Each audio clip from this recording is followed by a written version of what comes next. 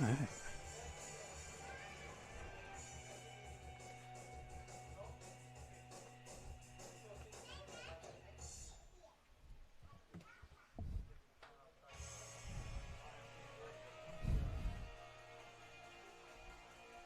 Oh, okay, great. All right, got it.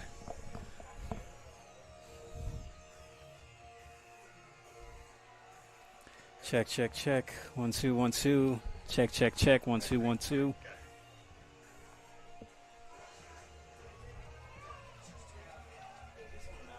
Check, check, check. 1 2 1 2. Check, check, check. 1 2 1 2. That's it.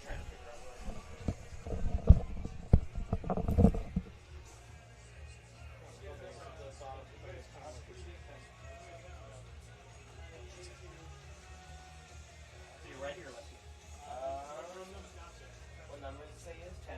10? Looks,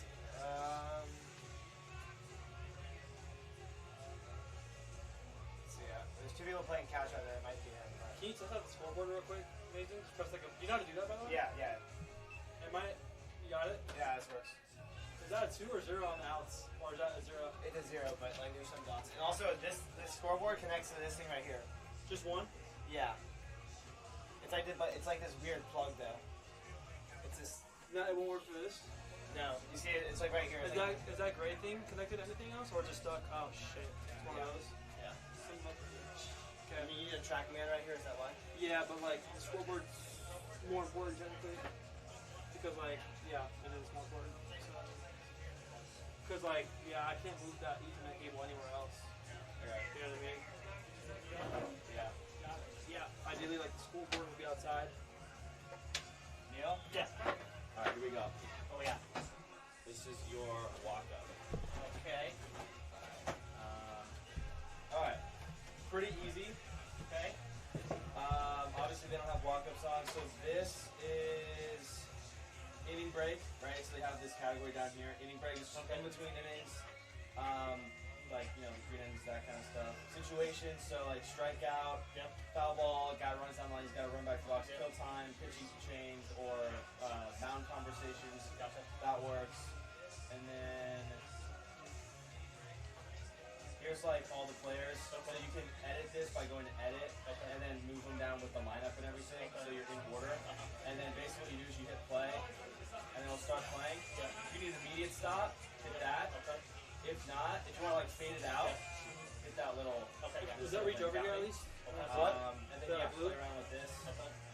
Yeah, it should be pretty smooth sailing. And then we're doing lineups. That's the easy one. Yeah. Is it pulling already or no? Yeah, it's pulling. That's a spot.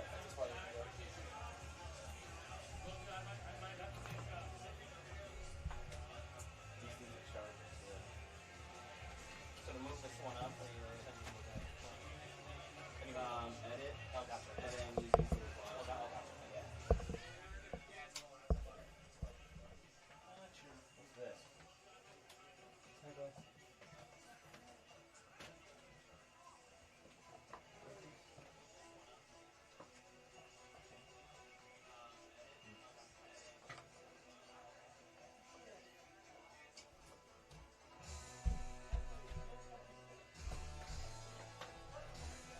Oh, well, I guess I have markup songs.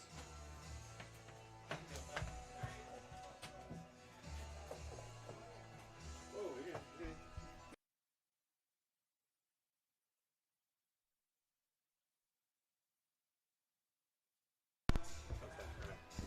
Yeah, I get it. This cannot be touched. Yeah. That's the last thing we're touching. Check, check, check. 1 2 1 2. Check, check, check. Hey, you want to talk to me? I'm gonna walk outside. Yeah. Check, check, check. 1 2 1 2. Check, check, check. 1 2 1 2. Check, check, check. Am I coming through? Am I coming through? Check, check. 1 2 1 2. Check, check. 1 2 1 2. Am I coming through? Am I coming through? Hello, hello. Check, check, check. Am I coming through? Hello. How's it going, everybody? Hello, hello. Check, check. Am I coming through? Check, check, check. 1 2 1 2. Check, check, check. 1 2 1 2.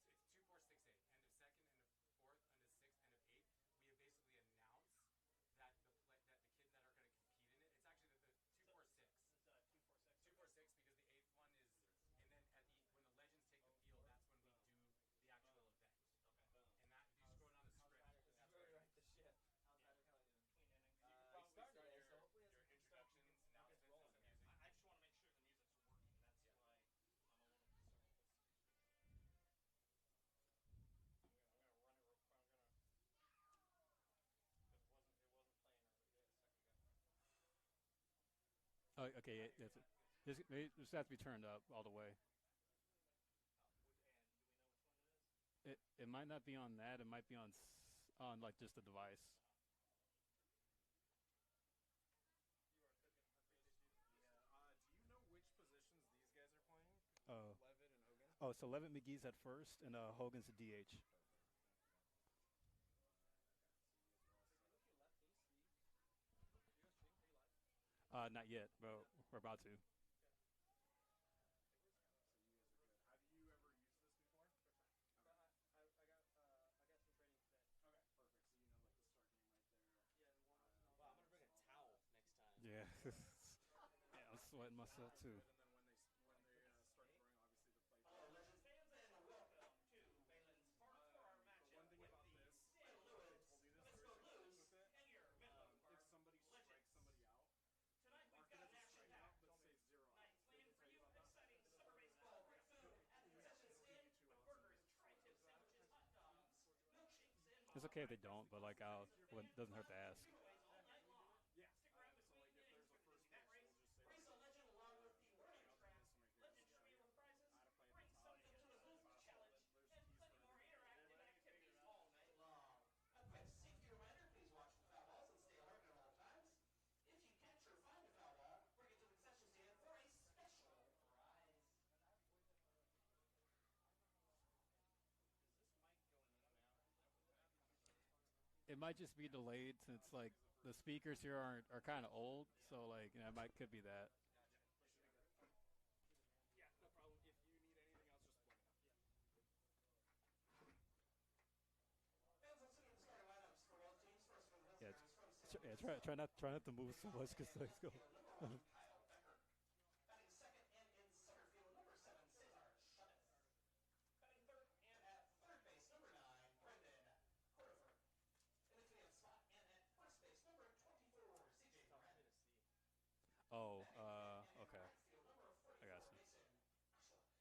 Batting sixth and doing the catching, number 20, Mike Ladora. Batting seventh and the designated hitter, number 43, Sean Rivas. Batting eighth and at shortstop, number 55. I was actually buried there. Yeah. Good thinking. And at second base, and batting ninth, number 25, Diego Morello. No mound for the Blues this evening, a right-hander, number 36, Quincy. Yeah. Perfect. Head coach for the Blues is Dean Schrader.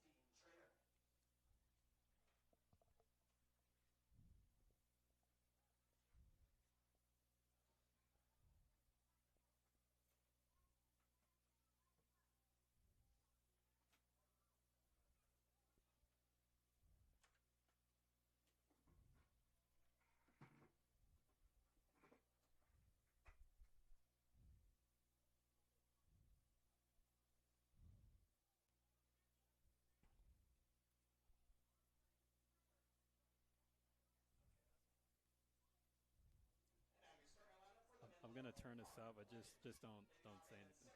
Don't say anything. Okay. All right. Yeah, it's fine. and in left field, number 33, Carlos Cruzmar. Batting third and at first base, number 7, Casey McGee. In the cleanup spot and at designated hitter, number 20, Oliver Hogan. Batting fifth and in right field, number 6, Paul Wagner. Batting sixth and at third base, number 2, Joaquin Stewart. Batting seventh and at Yeah, second we could base, touch on Ryder Kelly. Batting trying to think who we should touch on. Like maybe Casey Levin McGee. Medina. and batting ninth. And doing the catching, number 24, Will Robbins. And on the mound for the Legends this evening, number 10, Connor Murphy. I'll let you lead the things In then. and out. Yeah. It was doing no halftime as well.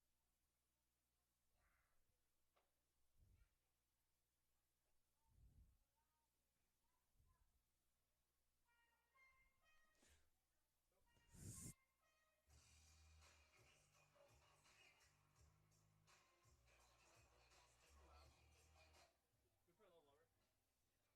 last time. We put it a little lower.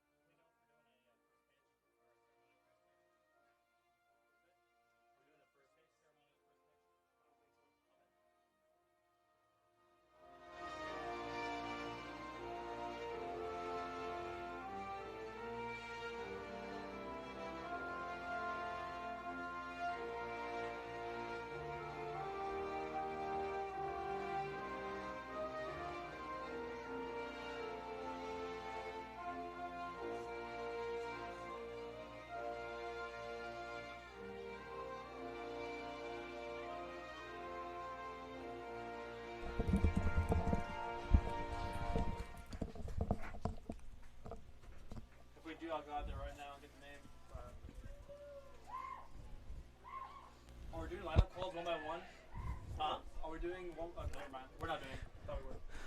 Oh, folks, it's set to be a big week here in the Bay Area if you're a sports fan, as we are one day away from the World Cup. But we're talking baseball tonight as we have a Wednesday bout here in the California Collegiate League with the San Luis Obispo Blues making the 5-hour drive from the Central Coast up here to the Bay Area to take on the Menlo Park Legends once again.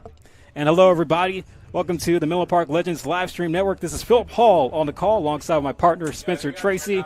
And Spencer, we got a good one tonight, especially for the Legends trying to bounce back from a 3-game weekend sweep on the road at San Luis Obispo, trying to get one back against the Blues here. Yeah, the Legends made the 4-hour trip to San Luis Obispo, and now it's the Blues' turn to make the 4-hour trip here to Baylands Park. And they're hoping to flip the script here. They're hoping to have as much luck as the Blues had at home as the Legends are going to have here at Baylands Park. They got a taste for home field against the Seagulls last week. They went immediately on the road, played the Blues this past weekend, and now hoping to get in that win column for the first time this season behind a lineup to right the ship here against the San Luis Obispo Blues. Yeah, in that series, the Blues outscored the Legends 23-4, where they were just routing up some runs, and they're hoping to do that again here today. But for Menlo Park, they're going to go to the mound and try to get the pitching right, and it's also about trying to get the run support to be able to help Menlo Park's pitching. Yeah, absolutely. Connor Murphy's going to have the job today to really right the ship. As a pitcher, you have control of the game. You can only do as much as you can. You're one player, but Connor Murphy has a chance to get his team on the right foot, and I think that's one of the keys for the Legends today. Too many times, of their 4 losses to start the year, 3 of the 4, they've started at least down 3 runs to begin each game. And a lot of that was due to some of the lopsided losses in San Luis Obispo. So I think getting off on the right foot, it's going to start pitching, setting the offense up to get going, get the momentum on their side, and trying to give the Blues some tough losses today. Yeah, it's another beautiful evening here in Palo Alto as we're about to get ready to play ball. I'll give you the starting lineup for the San Luis Obispo Blues, led by their head coach and Dean Trainer. As leading off will be Kyle Becker playing center field. Cesar Chavez bats second playing left field. Brennan Comerford batting third is at third base. C.J. Moran is in the cleanup spot at first base. Mason Ashlock in right field bats fifth. Miles Mader is catching, batting sixth. Sean Rivas is tonight's DH. Cutter Gage Webb is at short, batting eighth. And Diego Murillo rounds up the order in the 9-hole at second base as we begin the game with a ground out to short. A nice play there by Tyler O'Toole for the first out. Always a nice way to start the game is get your feet moving. If you're Tyler O'Toole playing an important position, you're always active in the play at shortstop. Get his feet moving, get a throw going on the move. Yeah, San Luis Obispo Blues come in tonight at 5-2 to open up the California Collegiate League 2026 summer. As on the mound for the Legends will be Connor Murphy, as he'll drop in the first pitch ball to Cesar Chavez.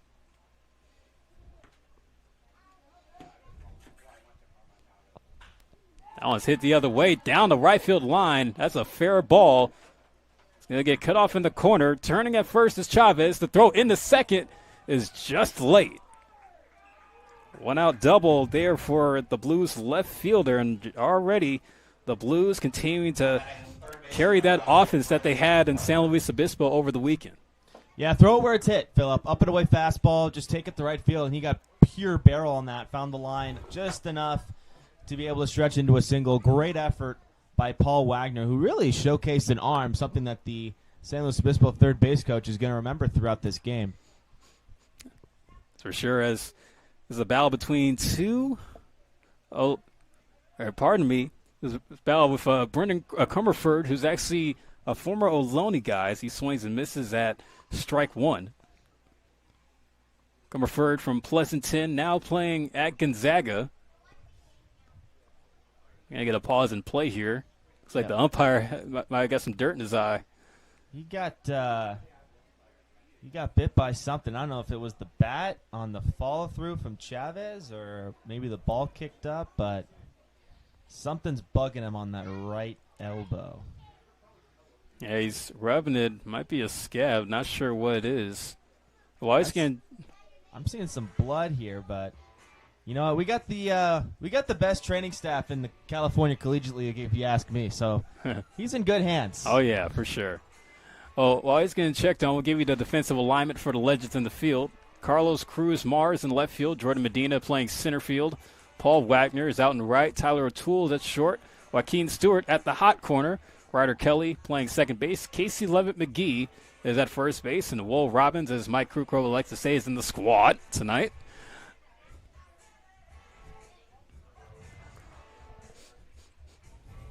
Yeah, this defensive alignment is going to be an important one for Cinzeri. We've talked about his pitching background, so he always loves his pitchers, and a pitcher's best friend is its defense, and that's going to be a crucial part and something to really look for going into this game here against the Blues. The Legends were really plagued by the injury bug in San Luis Obispo, committing 9 errors in the first 4 games of the season, and then 3 of those games obviously being in San Luis Obispo. So the defense is going to have to help out the pitching a little bit. I think if you ask Nick, there's definitely room for improvement on the bump, but it's going to start defensively, and you're going to have to make plays in order to help your pitchers get into rhythms, because when you start to make errors, that's when those innings snowball, the arms get tired, and those 30-pitch innings can really make it hard to throw strikes. That strike zone becomes a Pringles can, and that is frustrating on the bump for a pitcher. And granted, the Legends are still making themselves at home at their new field on the summer here at Baylands Park in Palo Alto. And if you weren't with us last week, you know, the dimensions, the way this ballpark is set up, it's 326 down the left field and right field line, 375 to the gaps, and 385 out to center field. So this park plays small, but it can give the advantage sometimes for the pitcher. Yeah, it definitely can, and those gaps are pretty big too, so it's a lot of work for the center fielders. You're running a lot there. 385 dead center, but then you got 375 in the gaps. So if you can track it down, especially if you get some help from the wind, sometimes the wind could be your best friend for the pitcher as much as the hitter. Just depends on the direction. But it definitely can play in the pitcher's favor. And another thing that we will say is the infield dirt is pretty hard here. It's pretty tough, so this ball doesn't wait around to find gloves or find its way through the infield, which can make it tough to field ground balls, but it can also really make it easier and give the fielders more time to turn double plays and more times to set their feet and make sure they get an accurate throw across the diamond or over to first base, because that ball gets them so quickly. So it's a love-hate. It really depends on how it comes at you. I think like our home plate umpire is doing okay, so he'll return to his post. Our situation is, if you're just tuning in with me and Spencer Tracy, Philip Hall on the call. So 1 out, Cesar Chavez, who delivered with a double, putting the Blues' first runner on in scoring position. And then Brendan Comerford is at the plate with a count at 0 balls and 1 strike to Connor Murphy, who's actually just wrapping up with his high school career at Newark Memorial High. He's going to be an incoming freshman from Fresno, where during his high school career had a 25-9 win-loss record and 98 varsity games played. Comerford had a pretty fun time this past weekend, both on the bump and at the box, in the box against the Legends, throwing a shutout inning and recording 2 hits in 4 at-bats. 1-1 to Comerford, and for strike 2. Warren Murphy, 335 strikeouts over 252 and 2/3 innings pitched during his high school career. Still looking for a 4-year home. Takes that one outside for ball 2. And speaking of 4-year homes, before the game, Spencer, we saw a couple of college recruits in the stands, one being from Cal State Fullerton. Yeah, they don't always love to hide their attendance, their presence, wearing all their school gear, but it is not something to sleep on in a summer collegiate league. You know, these guys are, yes, getting extra reps, but we've mentioned it many times in the broadcast, Philip. It is also a major opportunity to get yourself in front of the eyes of these college scouts, and a highlight tape and practice, and going to different camps, that always helps. But in game, how a player plays, whether good or bad, can tell you a lot about a player's potential and how much they'll fit on a roster. Payoff fouled off out of play. You make a good point there, as summer ball, not only is it a way for you to get those game reps, but it's also a way for you to be seen. And California Collegiate League, with the talent that's up and down the state, there's always opportunities for players to shine in front of four-year recruiters, maybe even also some major league scouts. Yeah, definitely. Major league scouts definitely don't like to only look at the talent at the collegiate level. If they can start the professional development at an early age, they definitely will do that. A lot of good players coming out of high school. 3-2, swung on and miss. Murphy delivers some junk there to put down Comerford. There's two gone. With 2 outs, first baseman number 24. Nasty little sweep off the corner. Strikeout, now he can relax. You got the 2 key outs. Still one more to go. Try and get your team back in the dugout here. Up now is C.J. Moran, the cleanup hitter, coming up with 2 gone, a runner at second. First pitch outside for a ball.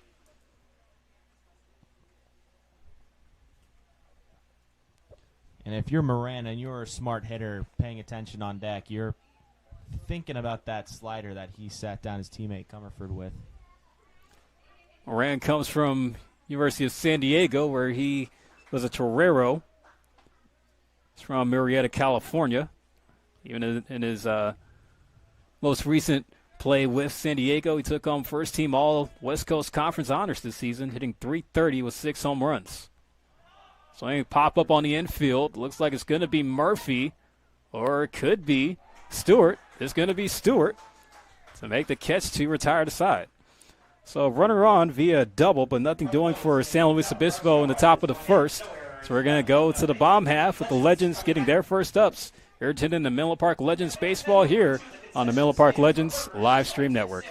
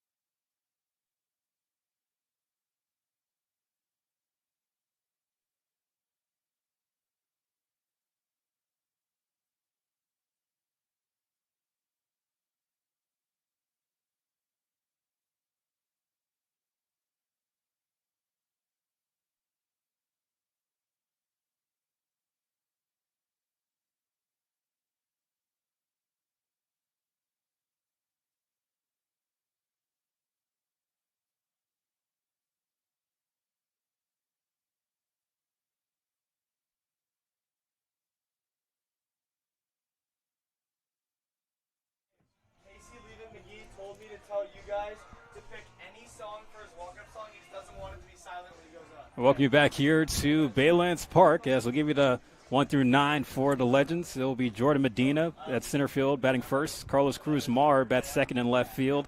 Casey Levitt McGee at first base batting third. Oliver Hogan is tonight's designated hitter. He homered on opening night for the first Menlo Park home run of the season. Paul Wagner is in right field batting fifth. Joaquin Stewart, the third baseman, bats sixth. Ryder Kelly in the seventh hole at second base. Tyler O'Toole at shortstop batting eighth. And Will Robbins rounds out the order at catcher in the 9 hole. And on the mound for the Blues, it will be Quincy Winkler. Winkler is rising sophomore from Templeton, California. JUCO product from West Valley College. Pretty solid program down in near Santa Cruz, in Aptos to be exact, but he's looking to try to mow down the Menlo Park lineup tonight. So here's Jordan Medina stepping in to lead off. First pitch, fastball across for strike one. Yeah, Phil, this is an offense that really got off to a really slow start. Just 2 hits in the first game, and then 5, and then 7. but weren't able to really get the run totals that they were looking for. A lot of walks, which is a positive. You're having good at-bats, competitive at-bats. You're not just out there swinging happy. You're competing in the box, which is important. But I think you'd like to see the offense really take some strides in that run column. That's for sure. It was a low run output on the road for the Legends this past weekend down San Luis Obispo. I would say good environment there on the Central Coast, Sinsheimer Stadium. No kidding. Big crowds all summer long for the Blues. The 1-2 to Medina. We were talking to some of their staff pregame, Philip, and their baseball operations. Vincent, he mentioned that they've been playing there since the 40s. Yeah, a lot of history with the San Luis Obispo Blues. Well, actually, also found out myself, they were a former semi-pro team before they became a collegiate summer team. Didn't know that. Fouled off just barely at the plate. Medina will get another life. Of course, Jordan Medina played at Ohlone. Mike Kieran, of course, is the head coach over there, the one that Nick Sanzeri coaches under as the pitching coach. Of course, with Sanzeri, head coach for the Legends. Well, you got jammed there, fouled straight back to the screen. This is what you want your leadoff to do, right? See pitches, gain some information for the guys on deck, the guys you're hitting behind. Obviously, there's the narrative that you want the guy to get on base. Obviously, yes. But see some pitches, get something out of the pitcher to start this game, and get your on-deck guy locked in. Dana's going to pop it up. It's foul territory. It's trouble. And making the play will be Miles Mater.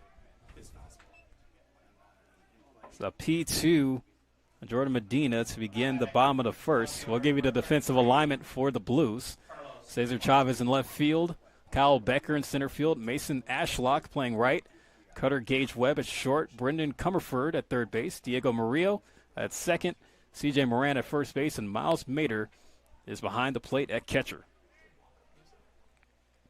Now it's Carlos Cruz Mar's turn.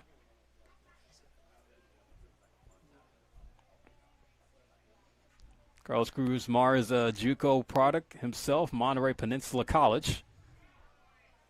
So trying to look for a four-year home like most of the JUCO guys on the Legends roster. Tonight could be the night that somebody could get an offer. Again, as mentioned, if you missed us in the top of the first, we did say that a Cal State Fullerton recruit is in the house tonight. Yeah, it's a great way to start some conversation, right? Give them your card. Make sure you've got a conversation going, a little text thread, check in on how the summer goes, and then usually towards, midpoint, end of the year, depending on how things go, and if things all line up, that's when you get that exciting news that you've got a chance to join whatever team it is that was interested. It's a big moment for these kids. You know, they sacrifice a lot at the high school level, especially if you're going to go to the D1. It's a big commitment.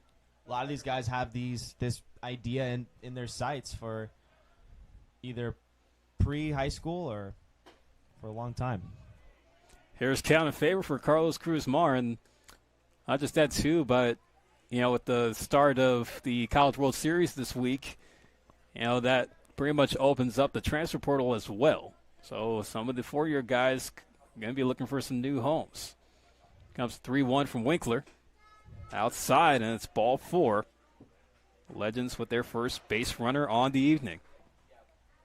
Following the walk, first baseman number 7, Casey Levitt McGee.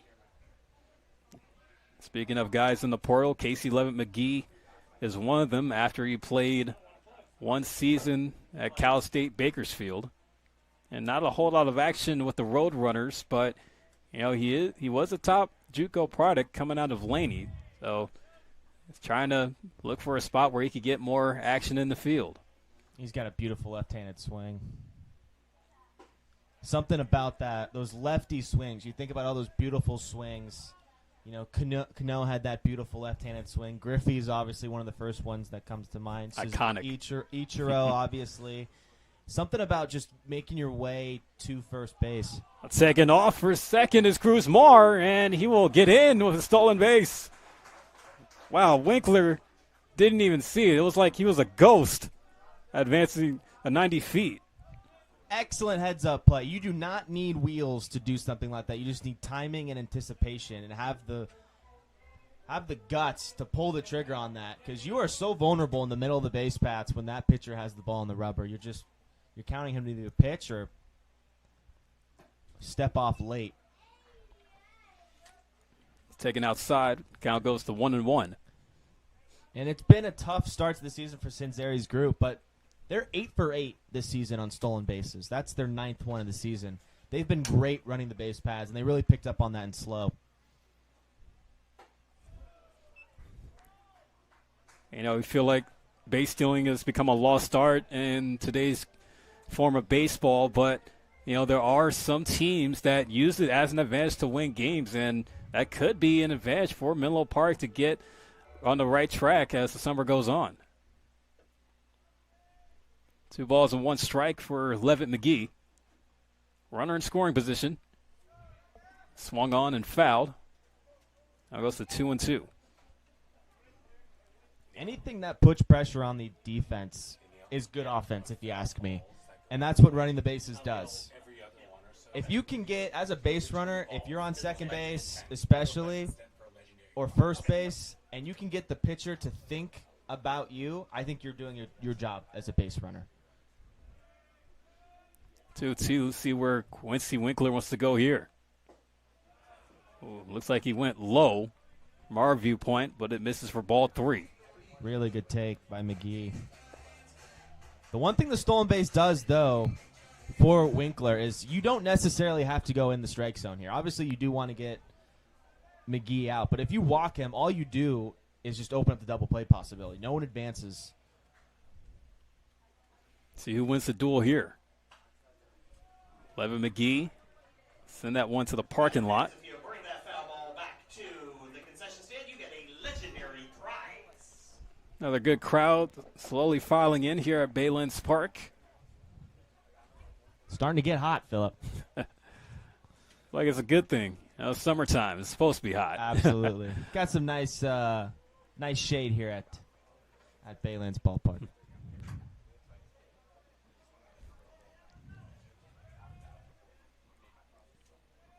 Winkler with the 3-2 again. Just high upstairs for ball 4. Oh, it's another walk given up by Winkler. Now runners at first and second with 1 out. Another 5+ pitch at bat. You had Medina with the long 7-pitch at bat that ended up in the pop up. Guzmar got ahead early in the 3-1 count, and then McGee was able to foul off some pitches, get to a full count. So a good mound visit by Medor and the Blues to kind of pump the brakes a bit. It's a lot of work right now from Winkler, and he's still looking for his second out of the inning. So a great job at this top of the order to set up Hogan, who right now, as you mentioned, coming off the game with the home run the last time he was at this place. And it's in his mind. I'll tell you that, Phil. It's definitely in his mind. Yeah, Oliver Hogan, who now comes up to the plate, hit the first long ball of the season for the Legends on opening night last week against the Seagulls. Hit over the left field wall. And it's only 326 down the line and 375 to the left center gap.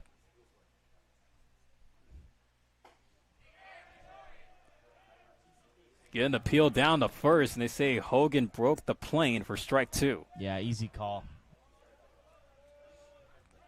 Yeah, there are already 2 home runs hit on the season in total for the Legends. Ethan Jackson hit the other home run, also took place on opening night.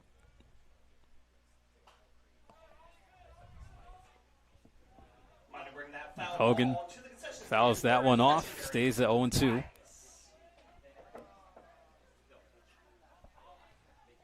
Another 2-strike pitch. The Legends have found a way to put Wood on ball. They're seeing Winkler really well right now. Hogan bounces it foul, just left of the Blues dugout.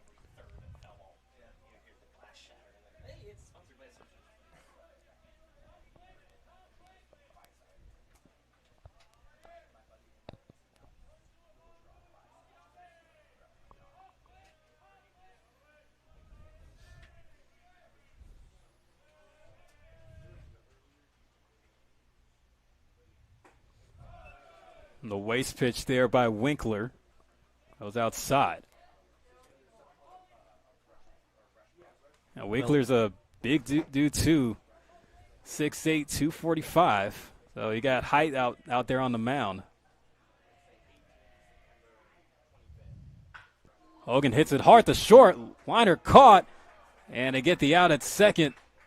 What a play there by Cutter Gage Webb. The double play to end the inning. Now 2 left on for the Blues. For the Legends. Nothing doing in the bottom half of the first. We go to the second frame. Still scoreless here in Palo Alto. We've played one complete.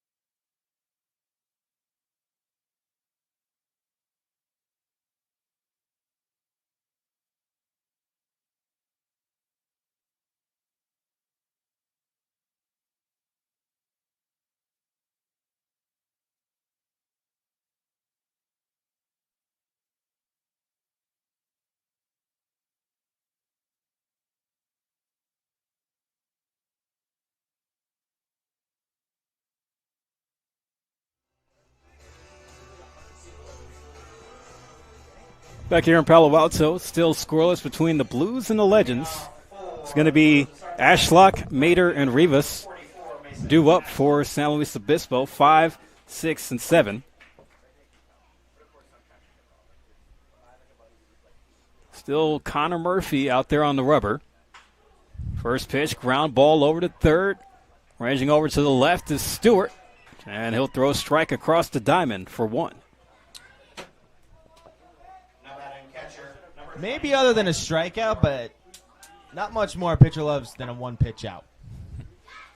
Take that any day of the week.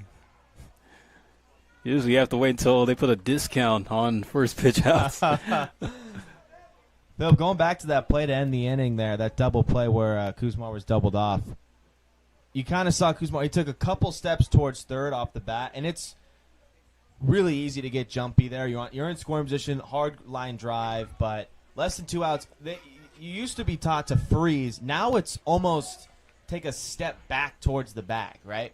Because if that gets through, you're crawling into third base. Maybe you don't score because you took the steps back, but now you have the bases loaded with 1 out. And I know I'm saying this all in hindsight, but you go back to the bag there, and you almost just eliminate the potential of being doubled up. Versus just freezing, you still are. Kuzma's probably still doubled up because of his lead plus his gather steps towards third base during the pitch. It's the 1-1 to Miles Mater.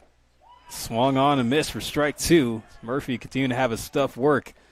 Miles Mater, redshirt freshman at Indiana, so product of the Big Ten Conference, playing with the Hoosiers. The top 500 perfect game recruit coming out of high school. Pace Academy in Atlanta, Georgia. He goes down on strike 3 there. Slider on the pitch, and Mater arguing with the home plate umpire. Mater was not ready. He was still kind of getting into his rhythm in the box. And it was almost like he started his load as Murphy was delivering his slider. And I think that's what he's upset about. And even Dean Traynor coming out to give a few words himself as well. Yeah, but nobody's going to win that argument there. It's going to be Sean Rivas now up to hit. 2 gone for Connor Murphy.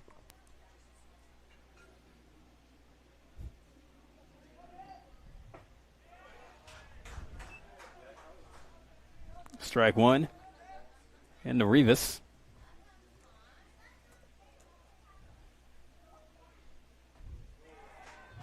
Murphy continuing to go with the off-speed stuff there. Yeah, that slider's acting like a frisbee right now for Murphy. He already got Comerford on that strikeout. He just got Mater. Swung on a miss. He got him there on 3 pitches. Good morning, good afternoon, and good night, sir. 3 up, 3 down. Go San Luis Obispo. Connor Murphy will shut down inning there as we go to the bottom of the second. Legends trying to get on the board.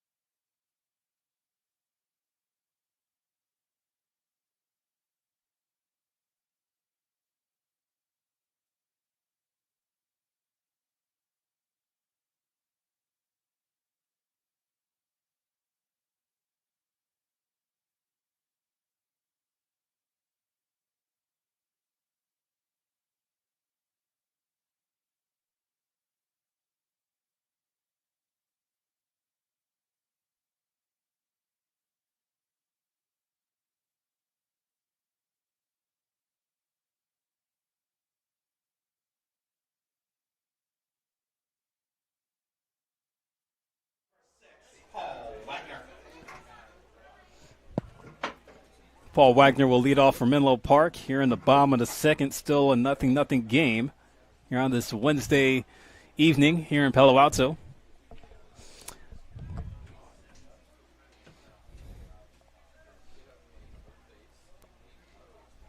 Still Quincy Winkler on the rubber for SLO. Takes ball 1 outside Wagner. Oh, one thing to look forward to if you're a resident of the Bay Area is we got the World Cup this week, folks. Games happening at Levi Stadium, just about 20 minutes south of us here in Silicon Valley. I feel like we've been talking about it for a while, and now that it's actually here, it feels really true. It feels really real. You know, there was the World Cup, obviously, in Qatar. In 22, is that right? Yeah, 2022. And then obviously the news that it broke that we were going to host the World Cup, and it's pretty cool. It's good to get some soccer culture around here. For sure. Wagner on the ground at third. It's going to be picked up there by Comerford.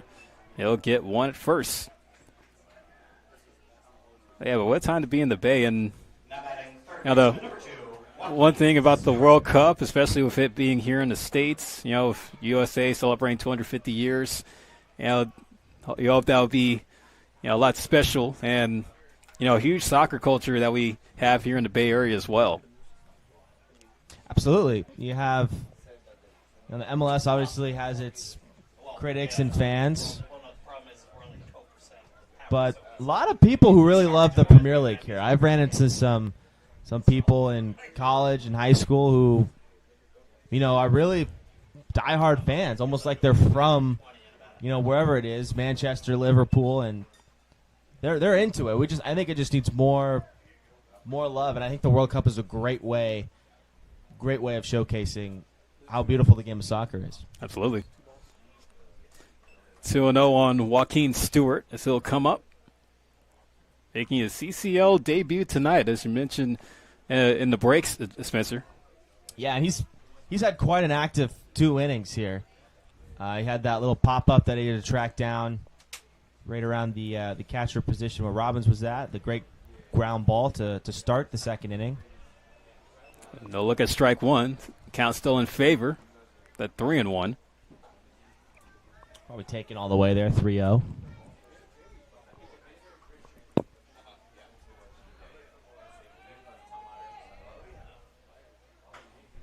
It's chopped down to third baseline, but it will go just foul.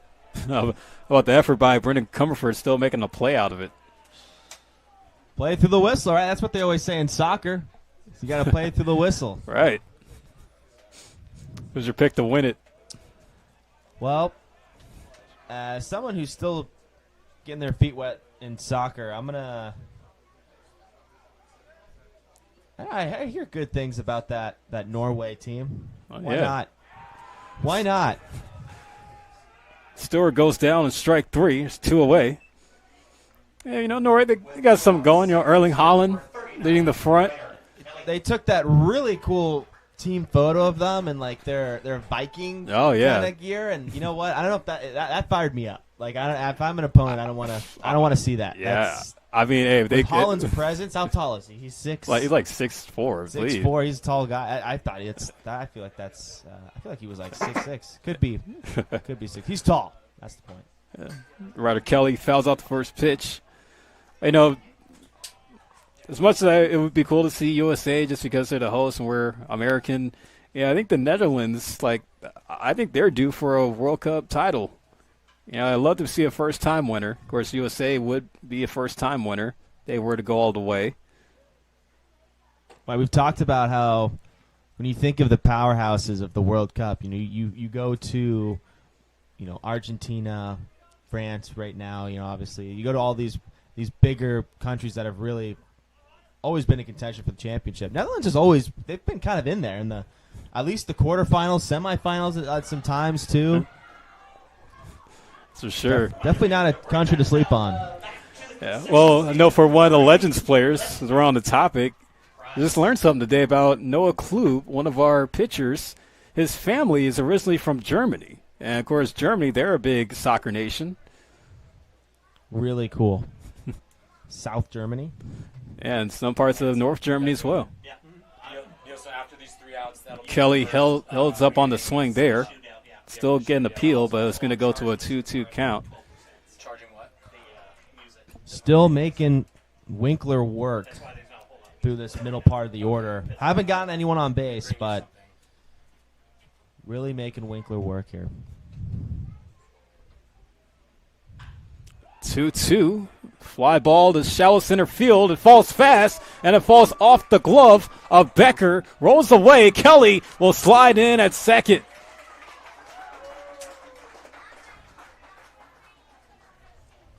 Ryder Kelly able to make 1 out of 2 there, as it was just a tough read for Kyle Becker to come in and make the catch on the dive. Kind of an all or nothing play there for Becker, and I thought he really had a chance at it, and he came really close, but it was the kick that gave the extra 90 feet to Kelly, but no one knows their legs better than yourself. And now you got a guy in scoring position here with 2 outs and a chance to really make this inning hurt. He might score that one as a double. It's Kelly. Oh, he's not slowing down. Goes to third and is safe. This team really starting to run on this Blues team. I mean, you talk about the stolen bases adding up, Spencer.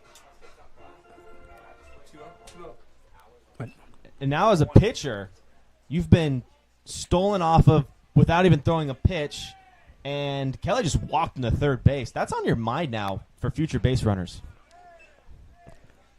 Strike one. It goes to 1-1 on Tyler O'Toole, the 8-hitter for the Legends. Ryder Kelly showing off some speed there among many of the Legends players that we've had a chance to see so far this summer. Strike 2 in on O'Toole.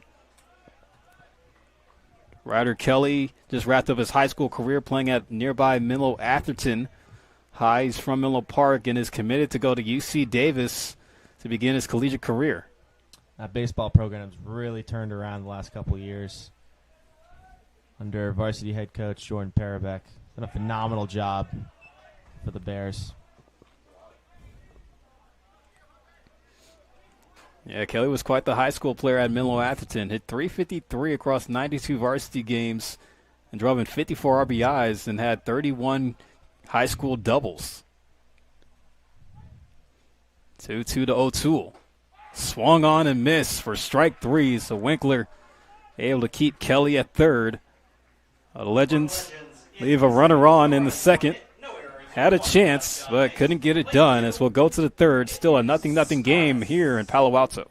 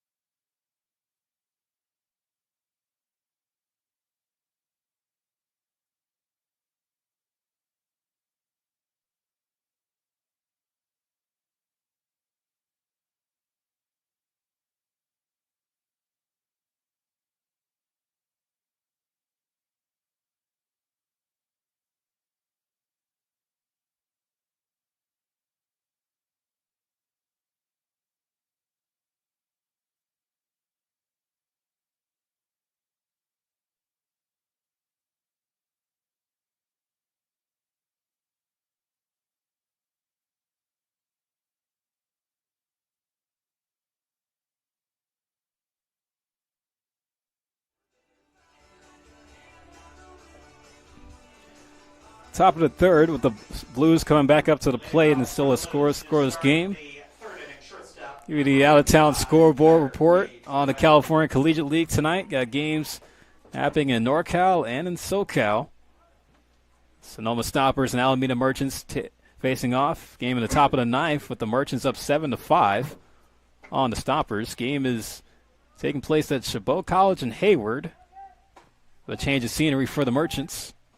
First pitch to Cutter Gage Webb is outside for ball one. You also have the Santa Barbara Foresters and the Royal Seco Saints. It's a 4-3 game in the bottom of the third with the Foresters in front. You also have the Philippines baseball group down 4-0 against the Academy Barons in the bottom of the second. Game at the MLB Urban Youth Academy in Compton. Ground ball to second. Picked up there by Kelly. He'll get the out at first. Just see how that ball reacts from hitting this dirt. It's gonna be treated almost like a bouncy ball. That thing's gonna fly up. It's not soft dirt where it's gonna be soft and dribble into the glove. You either gotta go get it or create your own long hop. Good job by Kelly to go and tack that ground ball to his glove side. That's for sure. Defense has picked up pretty nicely for Menlo Park. One more game to report on. It hasn't started yet, but we'll start later tonight. The San Diego Bombers and the Orange County Riptide. First pitch scheduled for 7 o'clock in Irvine. Strike one in for Diego Murillo. Swung on and missed. Strike two. Murillo, loyal to the soil in San Luis Obispo. Born and raised there, went to San Luis Obispo High. Now plays college ball at Cal Poly Pomona. And he'll go down on 3 pitches. Man, how about Connor Murphy? Man, Connor Murphy loves his curveball more than anything right now. 7 straight retired. 4 via the curveball, all strikeouts. Yeah, he has been on it. And, some shades of how Dan LeBlanc came out on opening night against the Seagulls, throwing 3 scoreless innings to begin his outing. Connor Murphy in line to do the same. Back to the top of the order for Kyle Becker. Yeah, Murphy really giving his offense a chance here to get going. They'll have the top of the order will be the 9-1-2-1 1 and 2 spots to start the last of the third. Try and get this team in the run column before their opponent. Something we mentioned pregame as a way to get the momentum on their side and try and get them in the win column to start the year. Yeah, the Legends, they just need that number 1 in the W column. High fly ball hit to right. Racing back on is Wagner. They'll make the catch to end the inning. Another 3-up, 3-down inning for Connor Murphy. He's been locked in tonight, folks. It's all up to Menlo Park to try to get the bats going.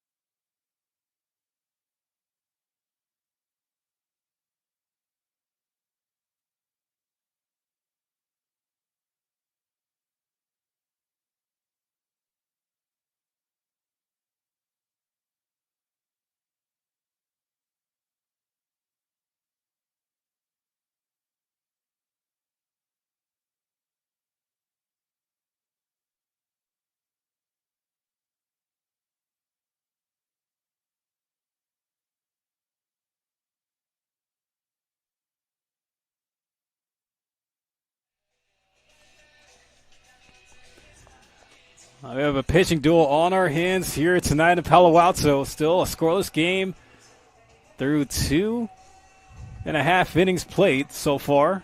But Spencer, between Connor Murphy and Quincy Winkler, what have you seen from both of the arms tonight? Well, I've seen Winkler, who's really struggled a little bit with command, but he's ran into some really competitive at-bats from this Legends lineup, and I think part of him's got to tip his cap. He's really attacking the strike zone. They've done a great job with fouling off just a few pitches. There's already a couple guys in this lineup that have a foul ball with 2 strikes. And on the flip side, too, for the Legends, on Murphy, he's been lights out, just getting ahead of the count and being in the driver's seat, and then using his curveball to just start in the zone, getting the Blues bats in motion to try and protect, and then just completely falls out of the zone, giving them no chance in the box. So he's done a great job getting ahead and then using his defense as well. That's going to be Will Robbins, the catcher to lead off for Menlo Park. Will Robbins, one of the returners for the Legends this summer, as he plays his college ball on the East Coast at Ivy League Princeton, where he had a good season, 6 home runs in his sophomore year, and took home second team all Ivy League honors. The catcher position really stereotyped as the power position, right? You want the home runs, you want the doubles, the extra base hits, and Will Robbins brings that to the lineup. Not only does Will Robbins come from a good academic background, but also a good baseball background. His dad, he was on the national championship teams at Stanford back in the day under head coach Mark Marquis. He also played on the USA Olympic team one time. Strike 2 in for Robbins. Count now goes to 3-2 full.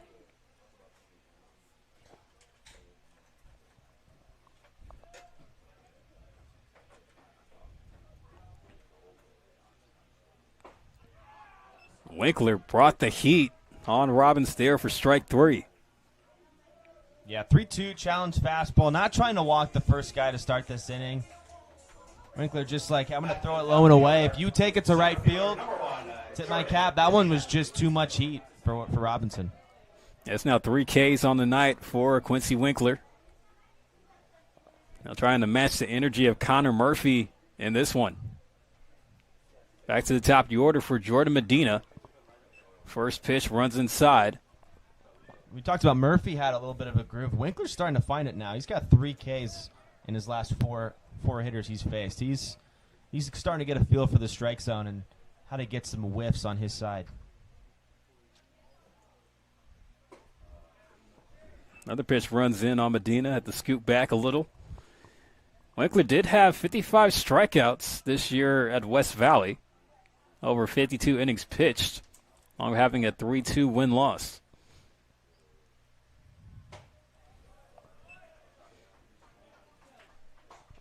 And on the fastball, as we get word from our TrackMan guy here, a.k.a. Gabe Estevez, Director of Baseball Ops for the Legends, he sits around in the low 90s with the fastball. 3-0 takes all the way for strike one. Medina popped out to the catcher his last time up in the first. He was behind in that count to start, so he's having a little bit more fun in the driver's seat this time around. That one gets away. He rolled a pass ball, but it was ball four anyway.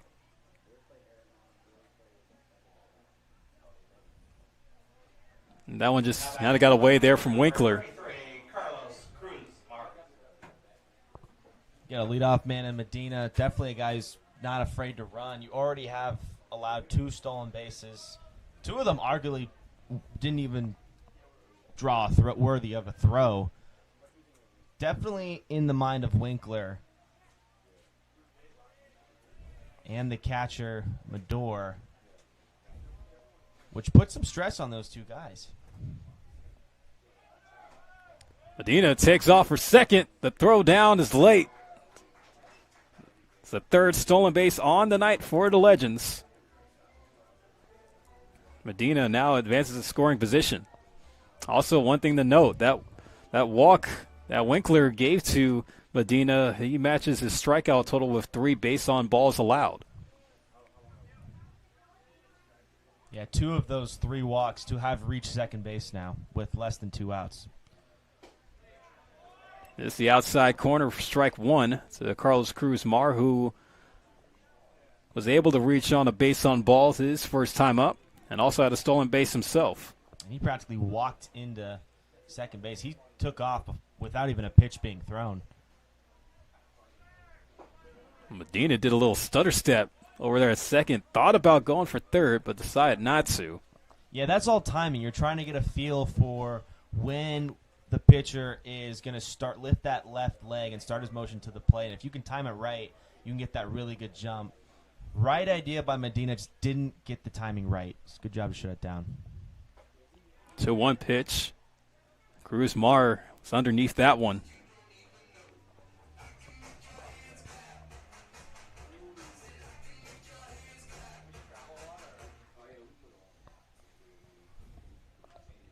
Even for the times when Winkler has started behind, he's been able to find his way back. 2-2, just nicks the corner. He's going to hand Cruz Mar the backwards K. I don't know if he was sitting on that off speed or the fastball just tightened him up there, but pretty frustrating at bat. Great response by Winkler.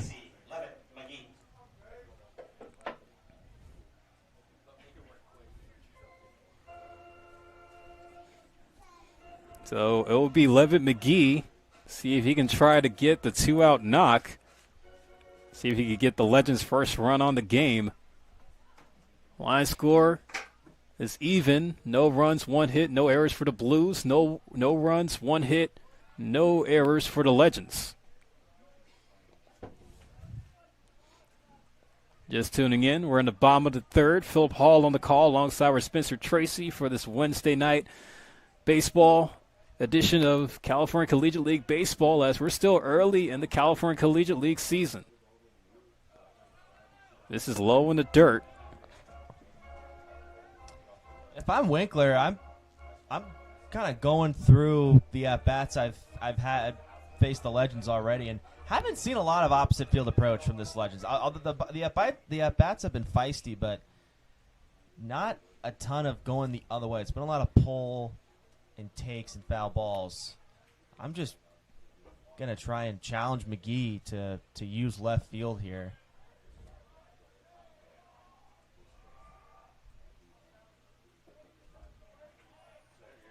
It's 1-1 for Levitt McGee, who was able to reach base on a free pass in the first.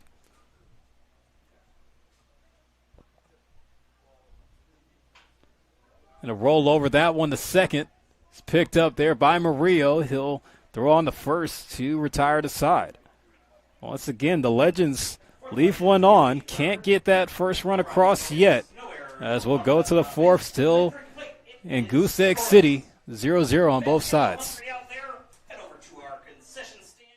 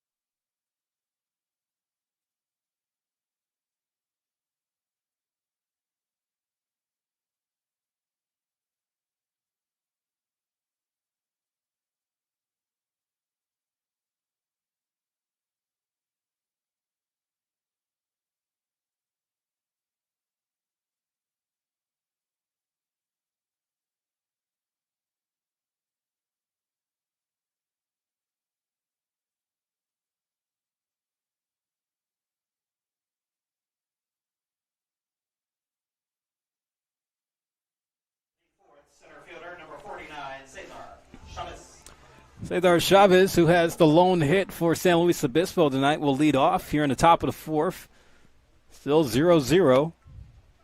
Chavez reached on a double in the first.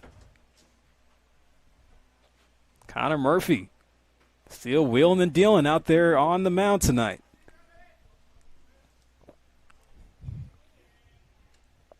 Right now his pitch count is up to 30.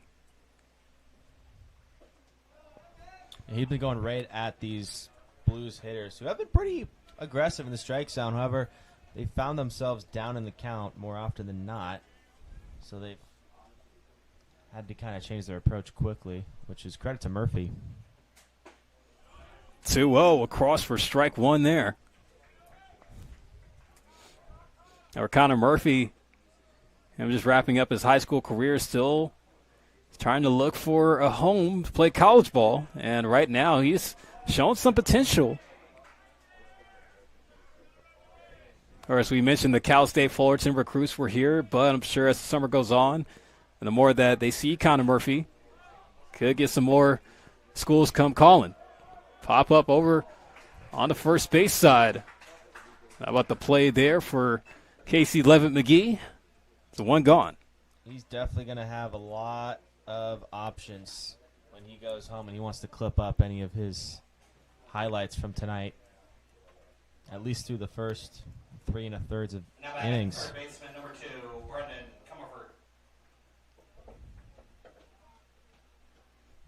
Comerford. Brendan Comerford will come up. He struck out his first time in the first inning. And his at-bat ended on harsh terms. He was not happy with how the umpire called that end of the at-bat, where he thought Murphy quick pitched him and even brought out a visit from the Blues manager. See if any of that bleeds over into his second at-bat.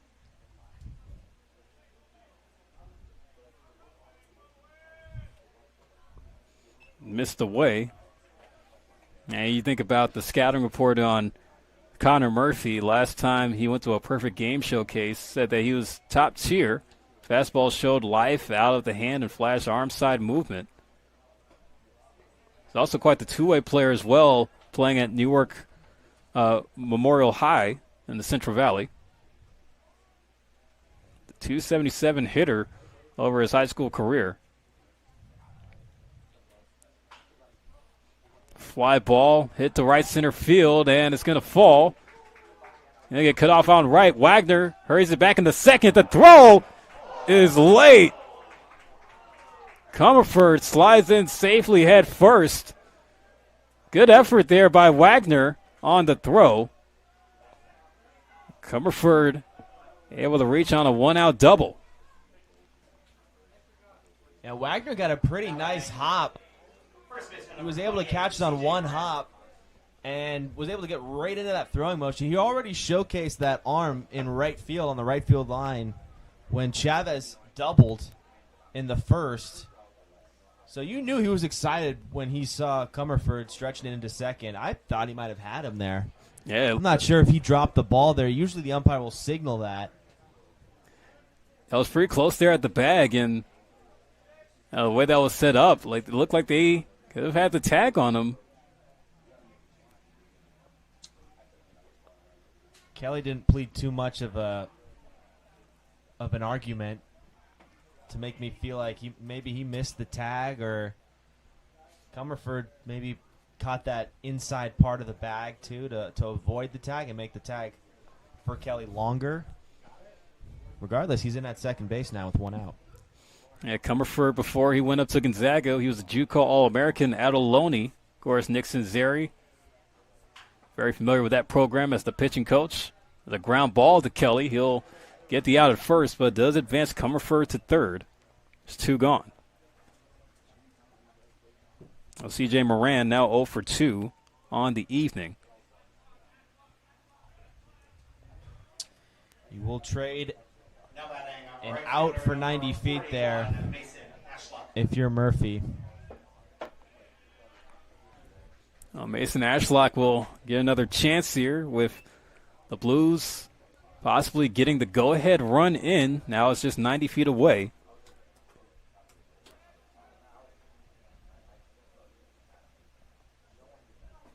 Swung on a miss by Ashlock. That curveball has been just so locked in tonight, and it is a major reason Murphy has been dominant. Ashlock, a rising senior, plays college ball at Rice down in Houston, Texas. He's from Texas himself, out of Dripping Springs. And played some JUCO ball down to Lone Star State, Temple, and Weatherford College, respectively. When Ashlock gives it a ride to left, it's going to fall fast and fall into the glove of Cruz Mar to end the inning. Now the Blues not able to break the ceiling there as they leave a runner on off of one hit, as this game still stays 0-0 going to the bottom of the fourth as you're tuned in to Menlo Park Legends Baseball on the Menlo Park Legends live stream network.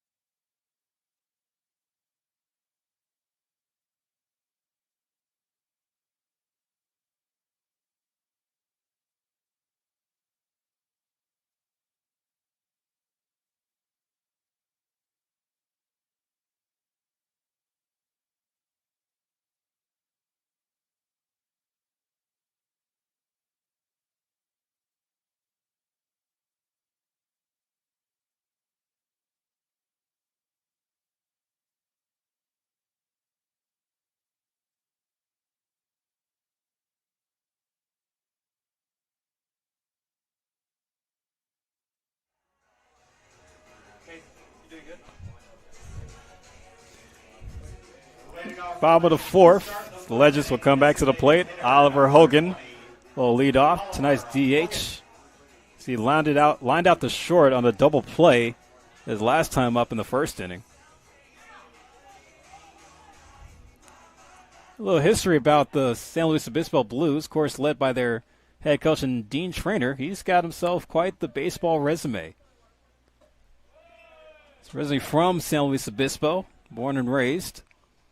You know, longtime coach, coached at places like Cal Poly, Cuesta College, even coached in the majors as well with the San Diego Padres, the Montreal Expos, believe it or not. While also spending years in the Dodgers organization, and you know, even coached in the minors for a bit with the Pirates and the Marlins organization. And a little fun fact with this year being the World Baseball Classic, he even coached for the Chinese national team during the 2023 WBC.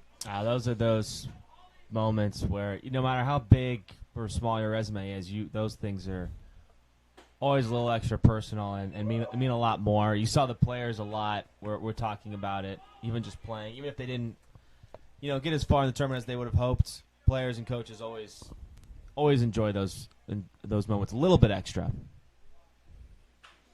You know, somebody that knows the game very well and is very experienced in it himself. Of course, I feel like things are a lot easier now with him being back at home in San Luis Obispo. You know, just working summers primarily. Hogan ground ball to third, and it will squeeze through past the glove of Comerford in the left field.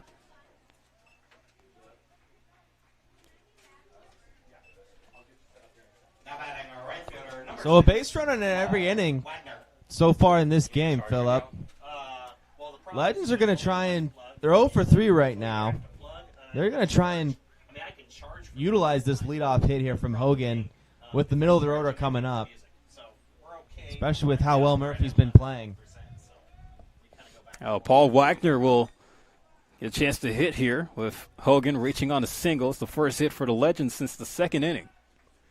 On a pickoff move, goes away behind first, and it'll allow Hogan to advance to second. So he'll make the turn, but he'll hold up there. I think C.J. Moran just missed the ball. There's some shadows that are interfering a bit. As you know, Winkler's just right in the middle in the sun, and first base kind of has some trees covering it a bit, and those shadows can mess with your eyes as a hitter and as a fielder. But a free 90 feet for the Legends. The Winkler having to deal with a runner in scoring position once again, as the Legends, they've been in this spot before, but haven't been that successful tonight. Had a runner on second base every inning, and with less than 2 outs. Yeah, 0 for 4 right now with runners in scoring position.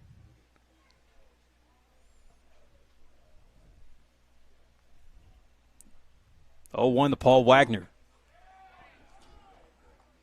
Going to want to hit something to the right side here, especially with Diego Murillo, the second baseman for the Blues, playing over it. Really opens up that right field.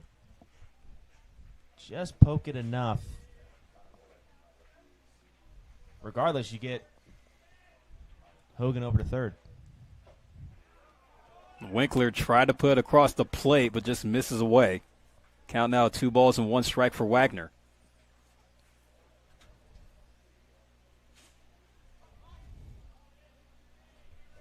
Wagner in the second inning, he grounded out to third. 3-1 now as Winkler can't find the spot. And that pitch count is steadily climbing for him. Yeah, I was just about to say, Phil, this will be pitch number 73 for Winkler, and he's not out of the 4th inning yet. That bullpen is active for the Blues. He's going to give up another walk there. That's now 4 base on balls on the evening for Winkler. Menlo Park now with traffic on for Joaquin Stewart. And we're going to get a mound visit here for the Blues. Wouldn't be surprised if this is it for Winkler. We need like a dongle. That's what we need. And it might just be a confidence thing. Don't think Dean Trainer's going to make the move just yet. Kind of just trying to gauge and give some time for the arm getting loose down the left field line for the Blues. Let me go ask Lauren. Those slow manager walkouts to the mound, kind of a tactic that, especially these managers who, like you've mentioned, who have these deep resumes, they've been around the league. They know a thing or two. They've been around the brightest minds of baseball. They've got these extra little mind games and kind of tactics tucked in their back pocket. For the Blues last season, they went 24-17 in the California Collegiate League, finished third in the CCL North Division, but lost in the North Division wildcard game to the Walnut Creek Crawdads, who the Legends will actually be seeing tomorrow on the road in Danville. It's their next game coming up. Joaquin Stewart with 2 on. Double steal on here for the Legends. Mader went to second there, but nonetheless, everybody's safe. So Hogan and Wagner both moved 90 feet. Yeah, Hogan got a massive jump there. He was practically running towards third base before Winkler even threw the ball, and then he lifted his leg, and it was pretty much a cakewalk. Good heads-up play by Medor to try second to see if he could backpick Wagner. Stewart, bouncer up the middle. Big hop there for Gage Webb. And now we're caught in the pickle. They're all in the third, and they will. And that's interference, Philip. Yeah, it's that's interference in the base pass. Running from Paul Wagner. And Joaquin Stewart makes his way to second base. Yeah, interesting situation there. It does allow Hogan to come in to score, giving the Legends the 1-0 lead. But Paul Wagner will try to work out a pickle there, but it wasn't going to matter as there was interference in the base pass. Yeah, Dean Traynor walking out from the dugout for different reasons now. I think he's trying to get an explanation, but I think this was correctly called, Philip. I mean, chopper up the middle. Wagner kind of got caught in the middle in hot water, and, the Blues did everything right except for, I think it was Gutter Webb or Comerford, but you want to throw that ball when you're in the pickle, and you want to peel off so you're not in the base path for that reason. Because when you're in hot water, yes, you're trying to stay in it as long as possible, wait for a mistake, but you're searching for bodies in the base path so you can almost, in basketball terms, flop or get some kind of contact so you get that free pass to the base path. Now batting second baseman number 39, Ryder Kelly. Well, Menlo Park finally able to break the ceiling. They now have the lead thanks to Joaquin Stewart. All right, score that down as a fielder's choice. That's what I put down. Yeah, those are one of the plays where scorekeeping gets a little challenging. But I think you're right. That was a fielder's choice. And just when we think Quincy Winkler was locked in, but, like those walks, they've come back to bite him. That walk to Wagner did him in, allowing for Hogan and Wagner to put on that double steal before the pickle play. And then, Hogan was able to score while all of that was happening. So, bit of lost focus for the San Luis Obispo infield. Yeah, we talked about it. Every walk he's had except one has reached second base, and it hadn't cost the Blues yet, but it was only a matter of time. That's the correct call, Philip. That was obstruction. Great job by Paul Wagner of getting himself out of a pickle.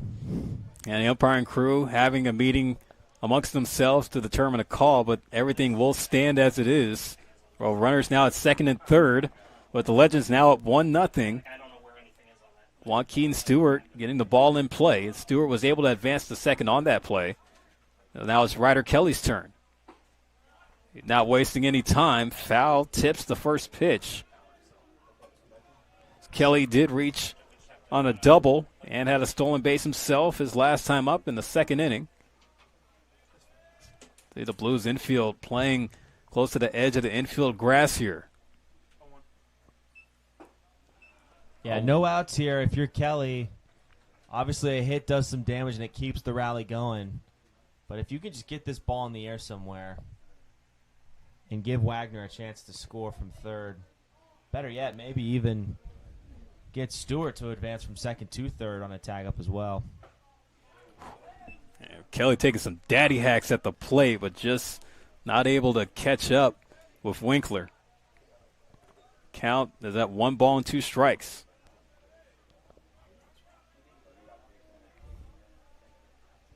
Oh, the future UC Davis Aggie trying to add on to this legend lead. Call strike 3 on the outside. I don't think Kelly liked that one. No, but he's been given that outside corner most of tonight. Now batting shortstop number 3. And Murphy's really used that against the Blues hitters with that curveball, just starting outside and going way off the plate. But, yeah, 2 strikes, tough one there. There's only 1 out.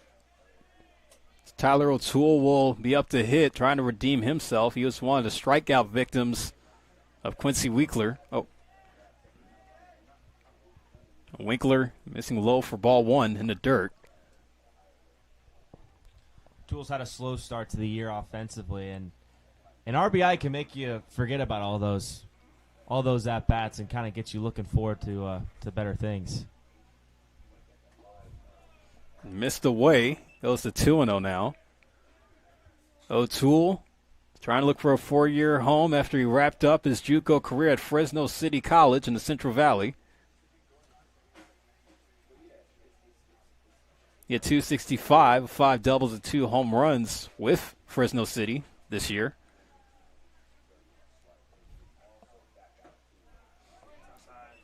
Strike 1 hits the outside part, so that's where Winkler's working mostly here in this inning. I mean, if the umpire is going to give you a balls with outside, I mean, take it if you're the pitcher. If you're the hitter, it's just a battle you're just not going to win. It's the way again, goes to 3-1. Or as a Winkler does end up walking, O'Toole does set up for a double play chance as first base is open. Now Wagner at third, Stewart at second. Hit over to third, Comerford will go home, and Wagner doesn't even reach the plate as Mater will put the tag on him. There's 2 gone. Yeah, probably pre-planned with the third base coach. Going on anything on the ground, put pressure. Just unfortunate it was just one step to the right for Comerford, and not necessarily an easy play, but pretty routine.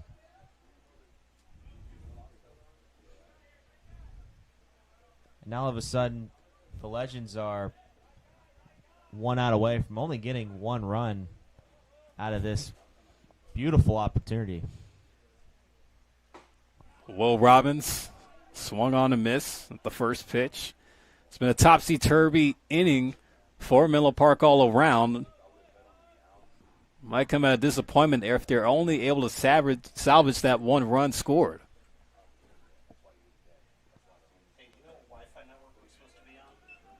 Missed way outside in the dirt. Good stop there by Mater. His attention now focuses on just trying to make sure that nothing gets past him with the control problems that Winkler has found himself in this inning, Spencer. It was 1-1 on Robbins. Struck out his last time in the third. Runner takes off for second. Mater throws down there. And safe is O'Toole. Another stolen base.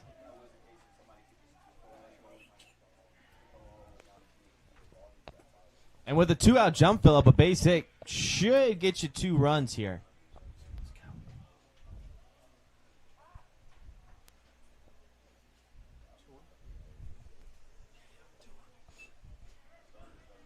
And 2-1 on Robbins. He is in the driver's seat. Runners in scoring position, second and third.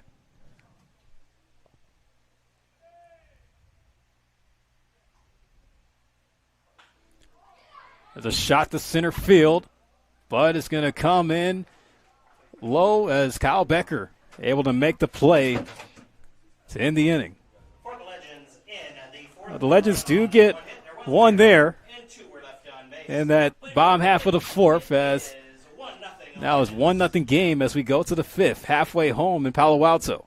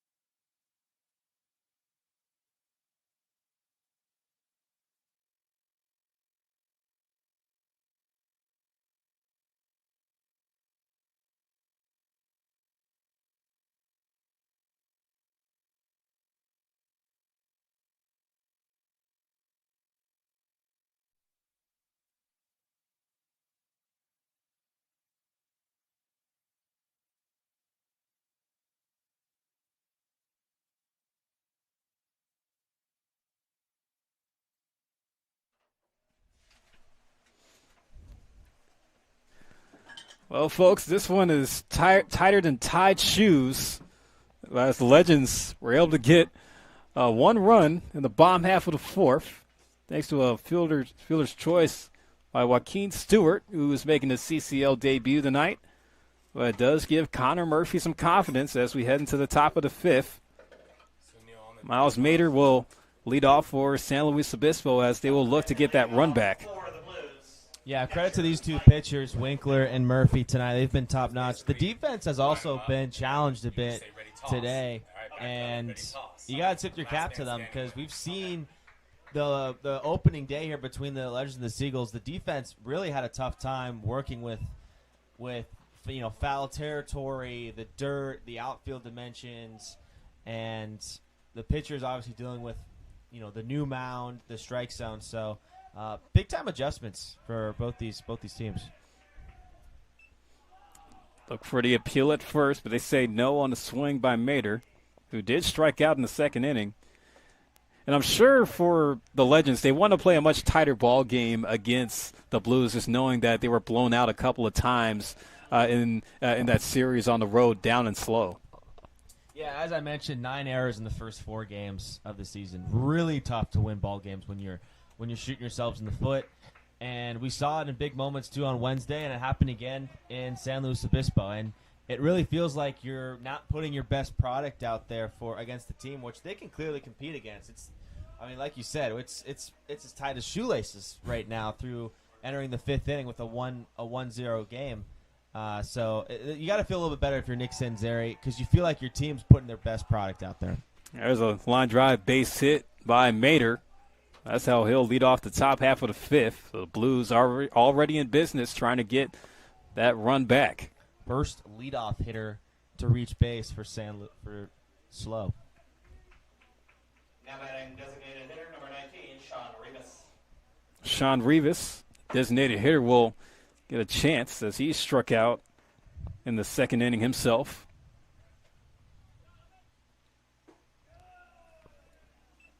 Murphy misses off the dish there on the first pitch.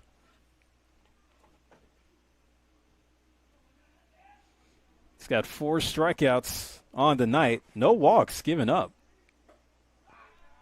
Robbins goes back door. Close play at first.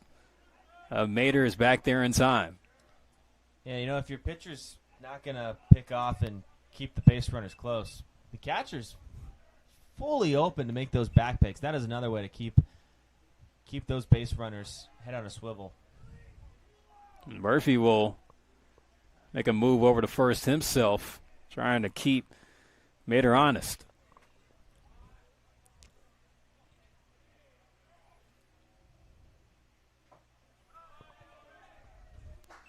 Foul tipped at the plate. Mater has spent a lot of time in the squat tonight watching Legends run all over the bases. You got to think he'd want a taste of a stolen base himself.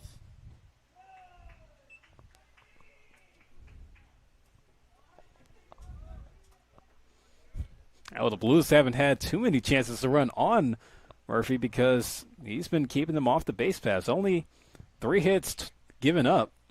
2 of them doubles. Swung on and missed for strike 3.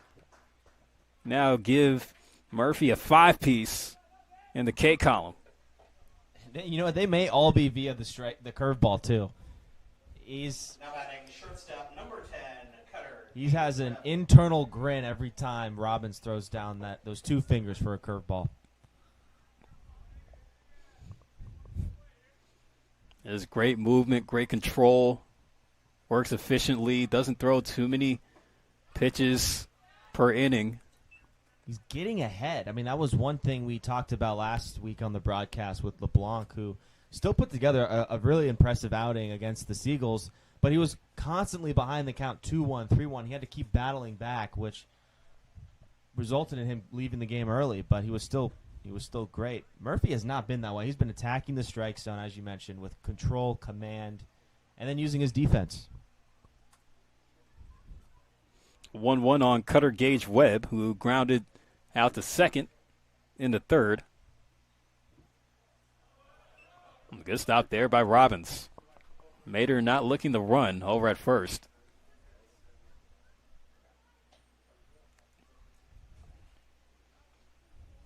You know, the San Luis Obispo Blues were established all the way back in the 40s, initially as a semi-professional team before they became a collegiate team.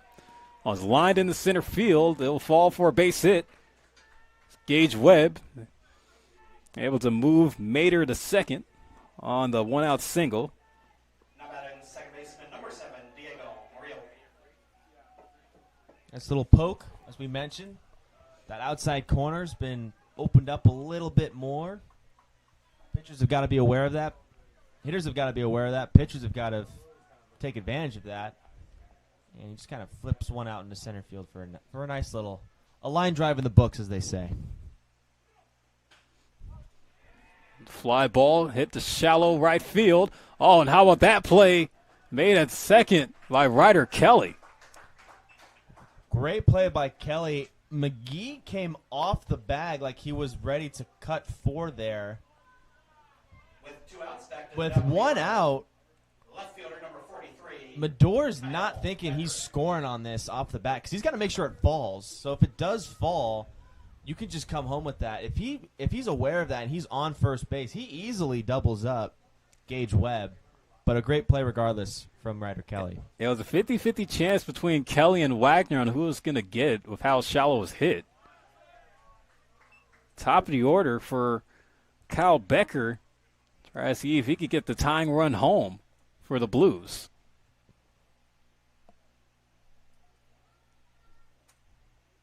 Becker's 0 for 3, or excuse me, 0 for 2 on the evening. Grounded out to short in the first, flew out to right in the third.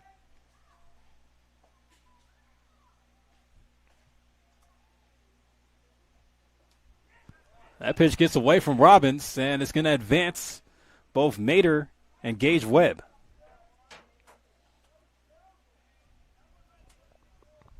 And now all of a sudden with 2 outs, a hit here and a 2-out jump from Gage Webb, and the Blues could be looking at 2-1 lead.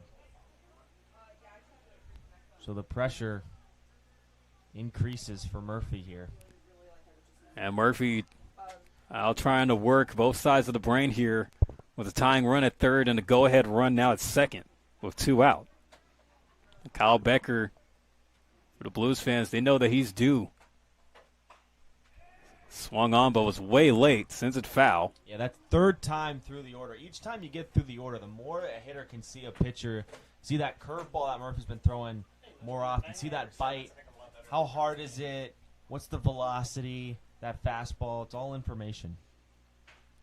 2-2 is hit down the right field line, and it's going to be a fair ball. That will score both Mater and Gage Webb. The throw in the second is in time. They get him. He's been showcasing it all night, Philip, and he finally got that put out for him. What a throw from Wagner. Yeah, great throw to end the inning, but nonetheless, those 2 runs do still count for the Blues as they are able to get the lead in the top of the 5th. We go back to the bottom of the 5th with the Legends going to work to get that run back. Look down.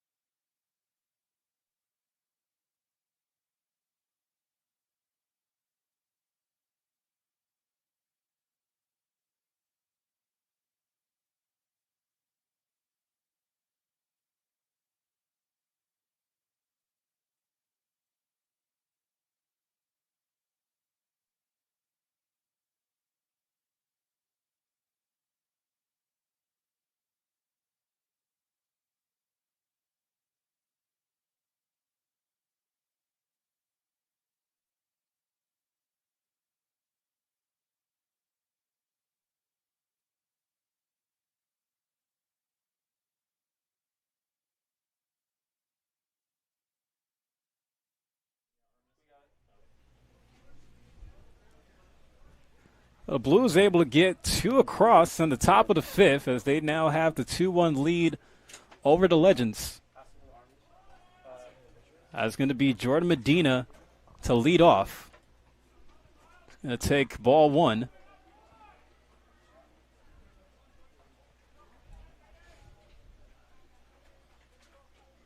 They're trying to get things going with the strike, with the bunt. Always like that idea. Keep that third baseman on their toes.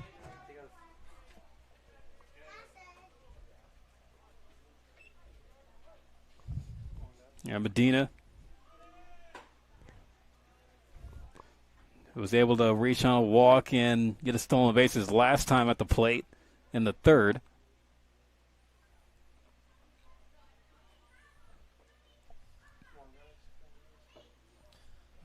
Missed outside for ball 2. So the Legends had that 1 run, and runners on 2nd and 3rd with nobody out last inning, and not being able to get that crooked number really hurt them because now all of a sudden their offense is back on the field and they're looking at a 1-run deficit. Oh, Comerford not able to catch the pop-up. The throw to second is late as there's no recovery for the Blues.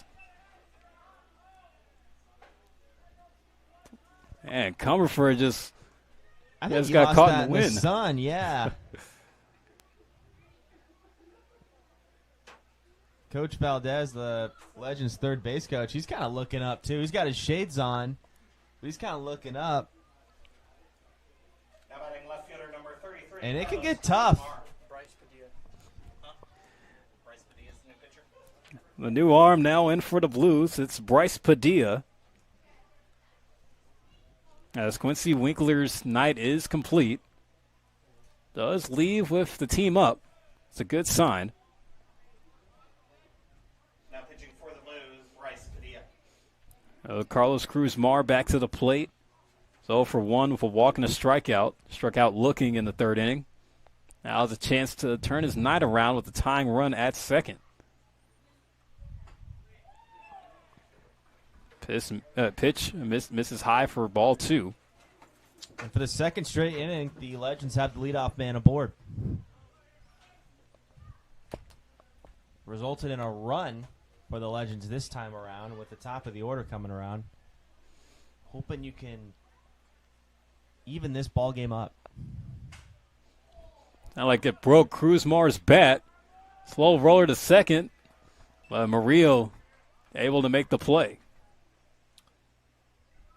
Moves Medina over into 3rd. Now a fly ball ties this ball game up. Job well done by Carlos Cruz-Mar. Now batting first baseman number 7, Casey Levitt McGee. And Casey Levitt McGee have a chance here to drive in the equalizer. Bryce Padilla does go to school at Santa Clara, so does make his college residency here in the Bay.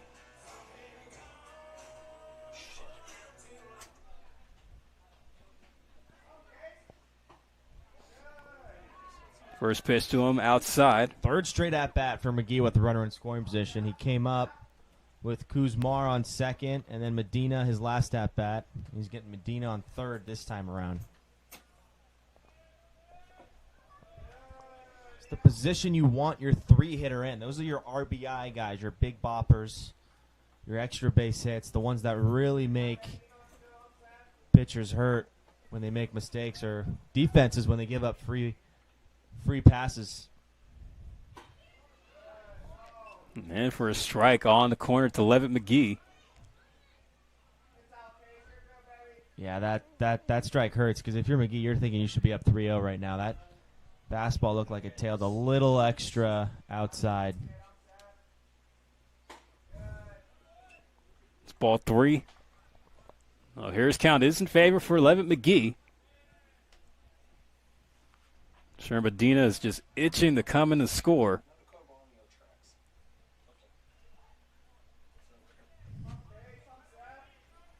3-1 from Padilla. And it's ball 4.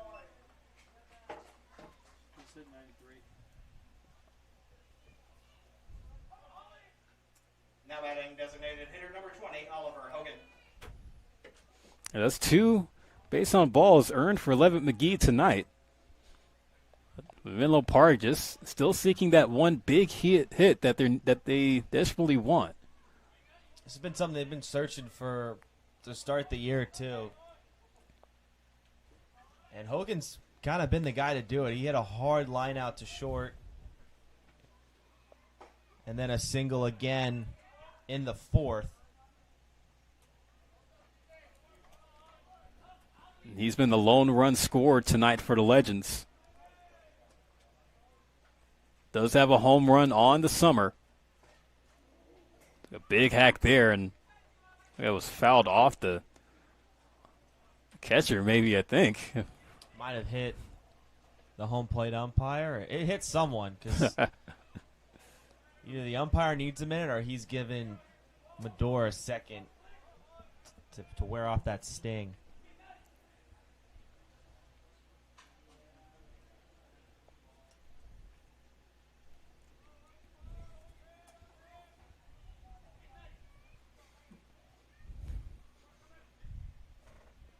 Corner infield playing in. See Comerford, edge of the grass at third.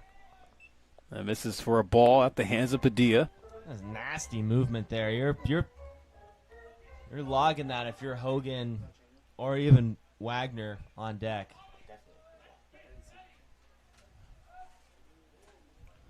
And Padilla move over to first.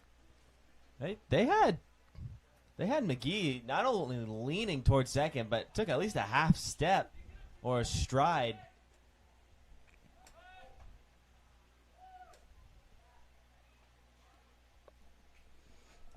Philip, there's something funky going on over there at first base. That was C.J. Moran did not look ready for that. And he already had that. Moran and Winkler already had that miscommunication on a pickoff earlier. Yeah, Padilla's look like he's trying to buy a house over there of how much real estate he's trying to get over at first with the pickoff moves. Oh, Levin McGee, like a deer in the headlights, going to get caught in the rundown here. And he gets tagged out at first, but heads up, base running is successful as Medina comes in the score.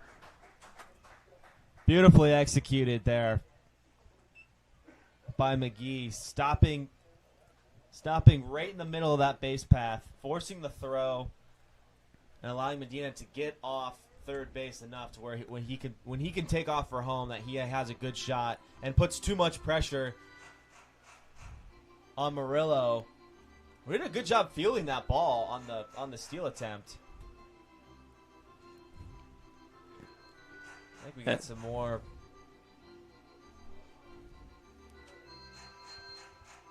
medical assistance here. There, home plate umpire getting checked on, but with Medina coming in, the score on that rundown play, it does make this a tie game now at 2-2.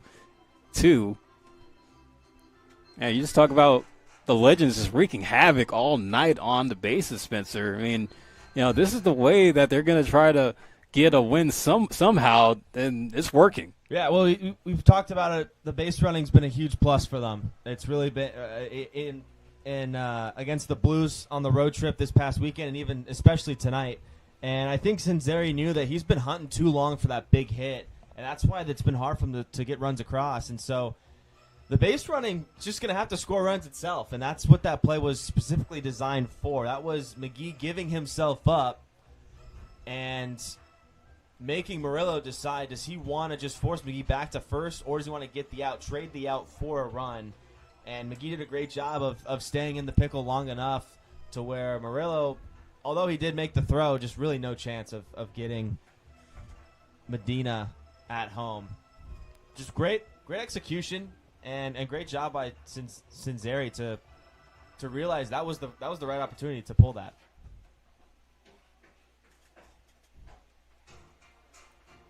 Albert Hogan can still have a chance to do some more for the Legends with the bat. Here's a 3-ball and 1-strike count. Yeah, their home plate umpire is still getting checked on. A little bit of an injury timeout for the umps. Bryce Padilla's going to get some warm-up pitches going while that's happening, trying to keep the arm loose. Yeah, you still got one more out to go. Inning's not over yet. Keep that arm warm.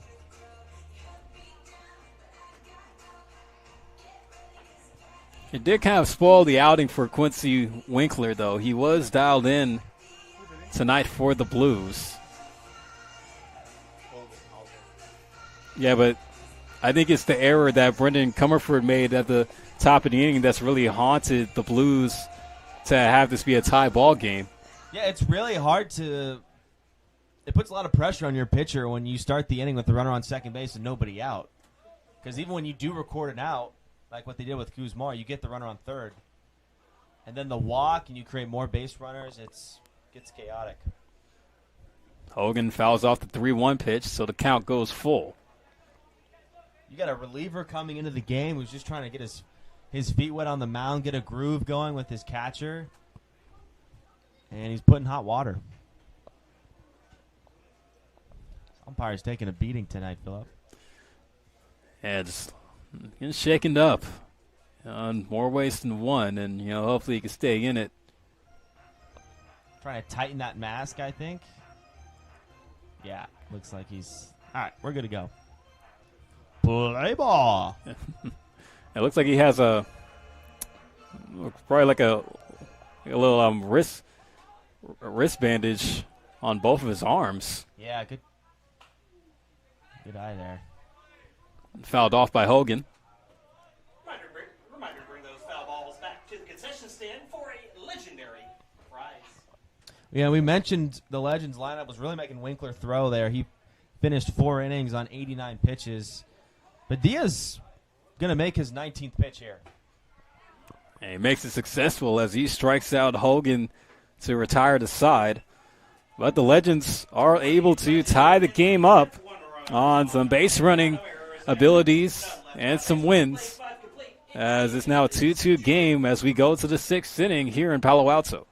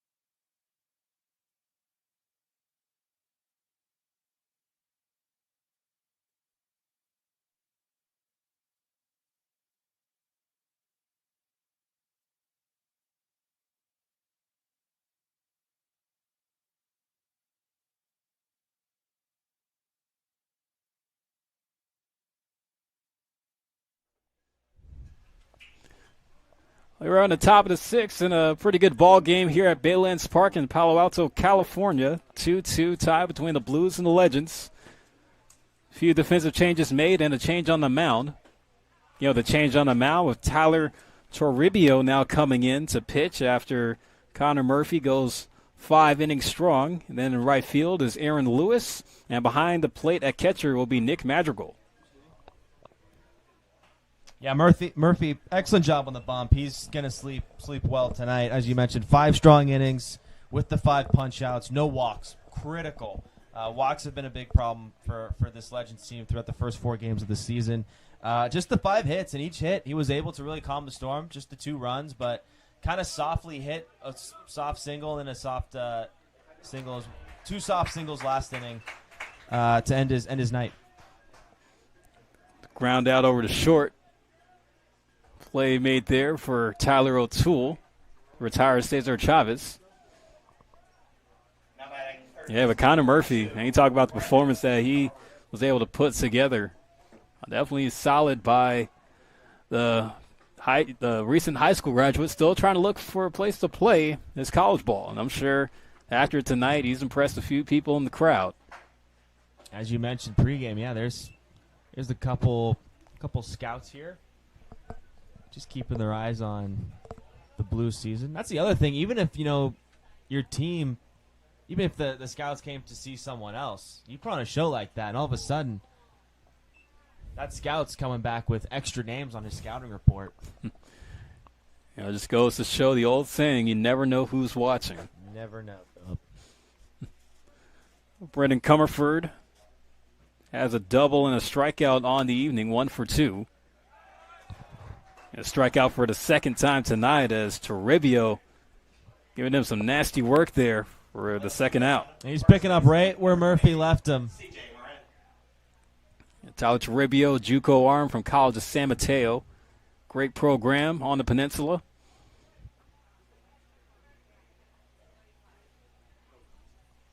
Originally from Union City.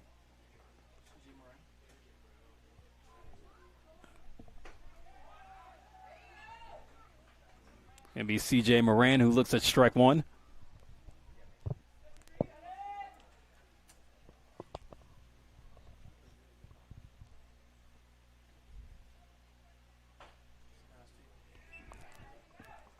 Hit foul to the left. It's Moran trying to break out of an 0-4 on the night. Just a casual, mean backdoor slider from Toribio. Great late break. I'm going to see that again here. You might bring it again, the 0-2. On the ground, the first, but foul. Like it got some of Moran's foot, trying to walk that one off. Yeah, those don't feel good, especially when you got the shin guard that still leaves the toe vulnerable. Those sting. That's your plantar foot. That's that right foot for Moran, too, so something to note. Toribio went high and in there. Little chin music, Phillip, keeping him honest on that inside corner. Sometimes those hitters like to cheat, protect that outside, which has been given pretty kindly by the home plate umpire tonight. And that was the high note. Went in again, this time a little lower.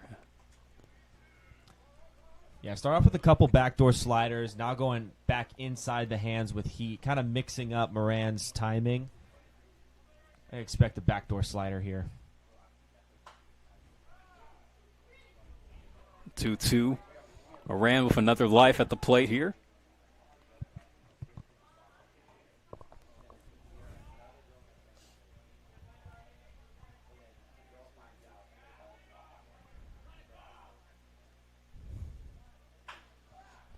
Chop to second. How about Ryder Kelly?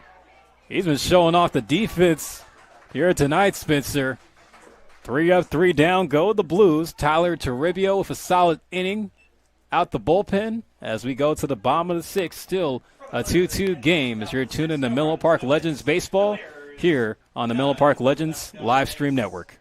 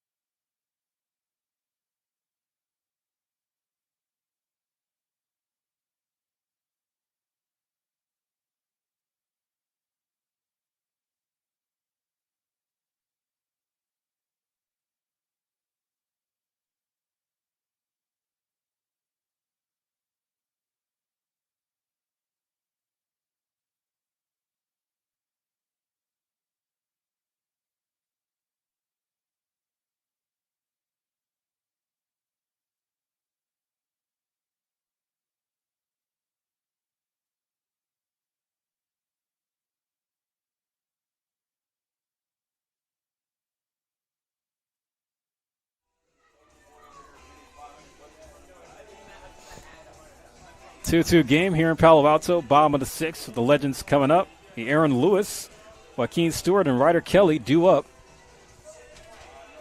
Kind of going back on the history of the Blues. As mentioned, they're founded in the 40s as a semi-professional team before they became a collegiate team, and were actually one of two charter members of when the California Collegiate League was founded back in 1993.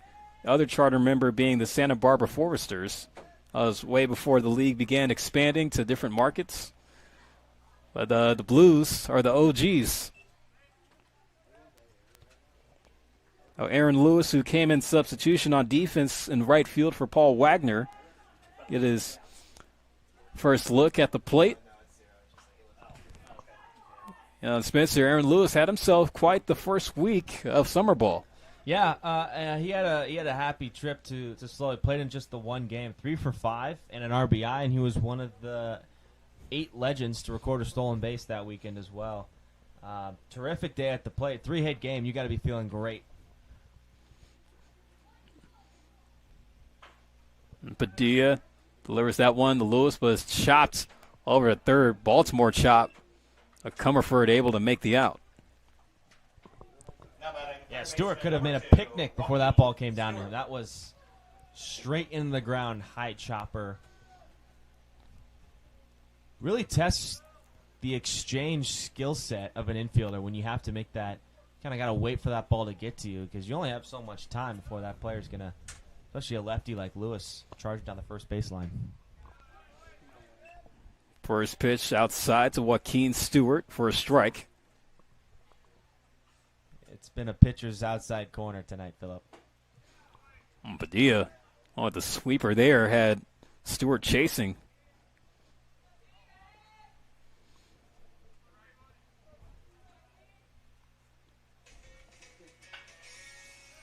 Ground ball to third. Comerford again. Long throw to first. 2 straight 5-3 putouts. He's been busy over there tonight, Philip. Made a couple plays on the ground. Had that one trouble with that pop-up. That started gave us the first run of the game. But he's really settled in. Here's another guy that's been active on defense at second base, Ryder Kelly. 1 for 2 on the game with a double, a stolen base, and struck out looking his last time up.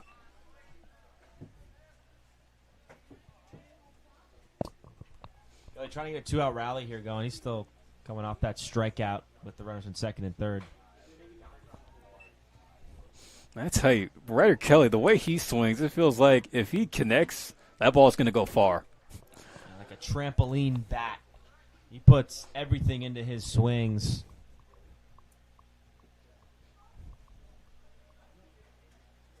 And it's not like he's just going maximum effort. It's like that's him like in a 50% effort.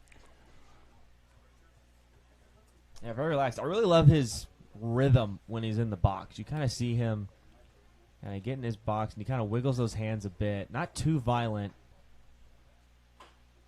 And then he just gets right into his load, and like you said, he just explodes. I hope we get to see him catch barrel tonight, because like you said, I think it's gonna be loud when it hits his barrel. Count even at 2 apiece for Padilla. I go for a 1-2-3 inning. It's time called here.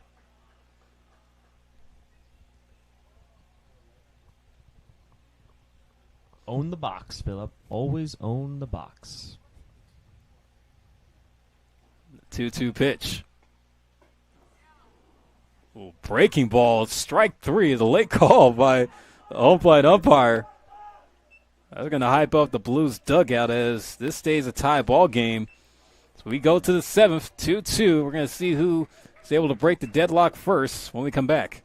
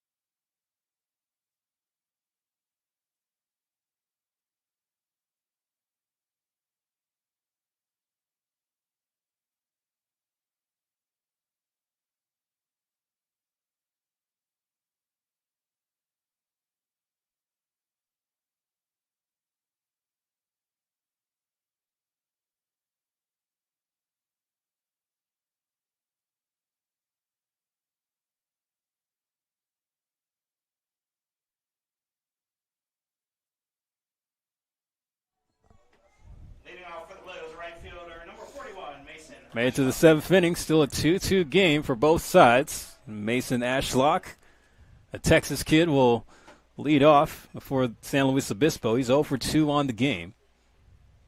Still Tyler Toribio out there on the rubber as Nick Sanzeri hands him another inning of work out the pen. And a breezy 1-2-3 last inning on just 13 pitches. He got recorded a strikeout and 2 easy ground balls. Gave his defense easy work. Got his offense on the field. Did his job out of the bullpen.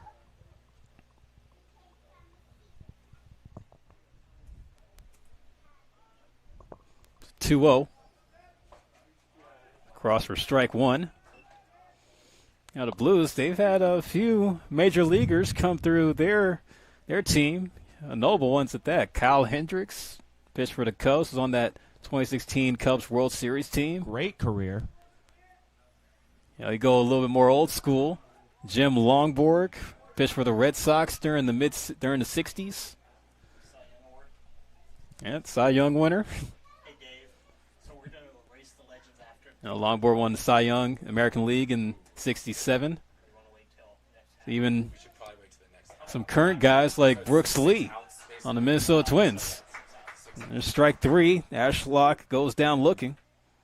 Just an absolute dot. Followed it up from that nasty curveball. Got a half swing from Ashlock.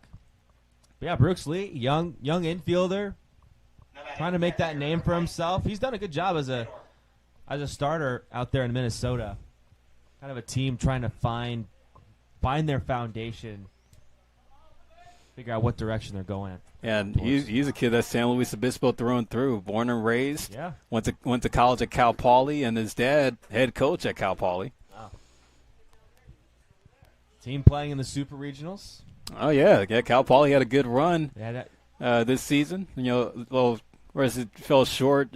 you're right. They fell short. Yeah, but they made. Yeah. Yeah, they went to take on West Virginia in Super Regionals. Just needed 2 wins to get to Omaha, but instead they were given 2 losses, unfortunately.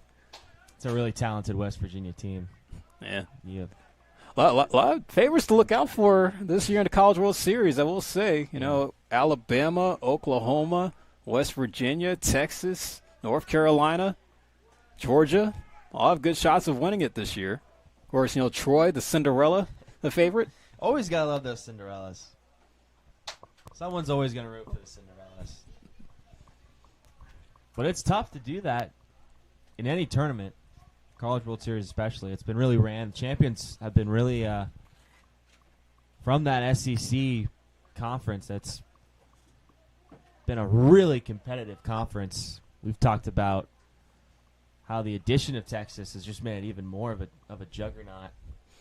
And almost a given that they have a handful of their schools in the competing for the College World Series year in and year out. Yeah, reigning champs LSU not even making it to the regionals this year. They were at home on the couch. Yeah. Miles Mader looks at the 3-0 pitch in for a strike.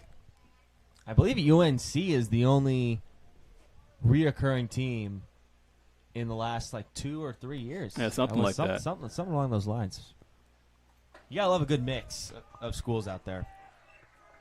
Now Mader able to reach on the walk there. And, that's the beautiful thing about the college baseball season this year. We're seeing pretty much every team in the Final 8. They weren't in the conversation last year. But, there's, as expected, a lot of parity in college baseball this year. Yeah, there's no rebuilding. You can turn a 500 season into a 30-plus win season. Just got to pull the right strings. Runs in and hits Sean Rivas.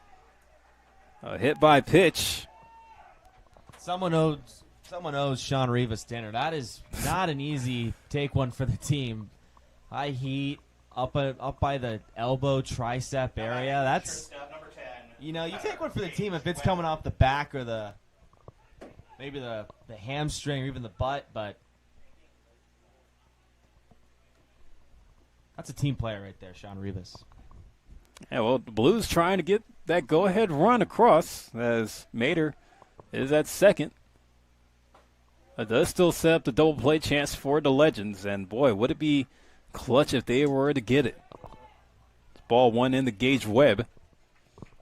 Does have a single on the game. He's 1 for 2.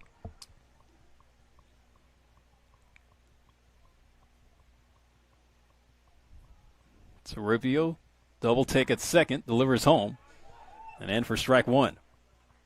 He's just trying to keep those the base runner's feet still, stop them from moving. That long pause. I talked about how the timing is super important to get those big jumps. Those long pause messes up the timing for the runners. Pitch outside for a ball.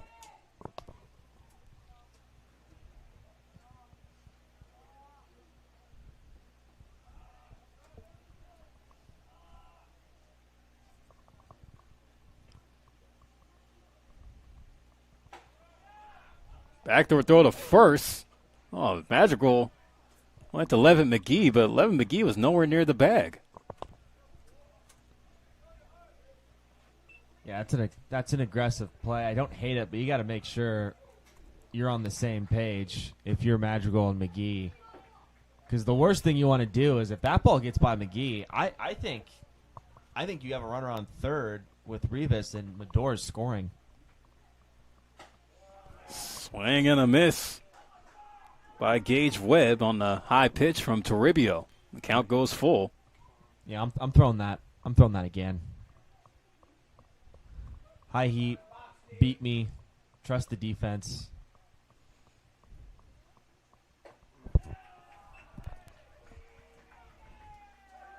Gonna be ball 4 for Gage Webb, so now the bases are loaded for San Luis Obispo. Not the pitch you want to make there. Just not competitive. Easy take. Now batting second baseman. Running out of places to put, guys. 7, Diego Murillo.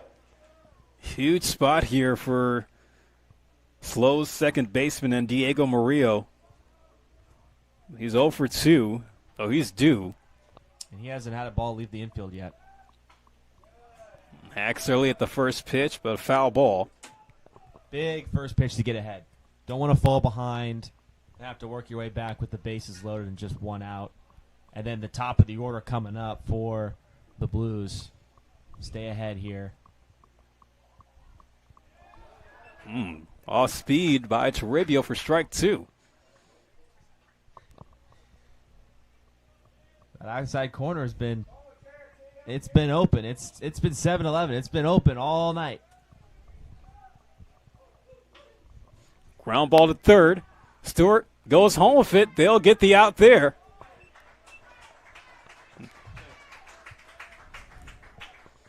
Beautiful play from Madrigal. I mean, great play by Stewart to field that. That's kind of a tough hop when you're playing up on the grass. And then to kind of make that, you know you're running out of time because he had to reset his feet, make that throw home. But Madrigal, that throw came in low. That is really hard. The bases all pop off the ground, right? We all have seen a base in baseball, but the home plate is just flat. It's hard to know when your foot and your cleats on home plate. Great job by Madrigal keeping the ball in front of him and making sure that his foot is on home plate to record that key out, keep this game tied. Yeah, Sal heads up play at the hot corner for Joaquin Stewart. Get a visit by pitching coach Joey Sorelli for Menlo Park. Just a quick little conversation, just kind of cool the air. They might be pulling him here. Oh, yeah, looks like he's done. Tyler Toribio will lead the game as the Legends will be making the call to the bullpen. They'll open up the chute for the new arm who will come in with 2 out and the bases loaded still for the Blues.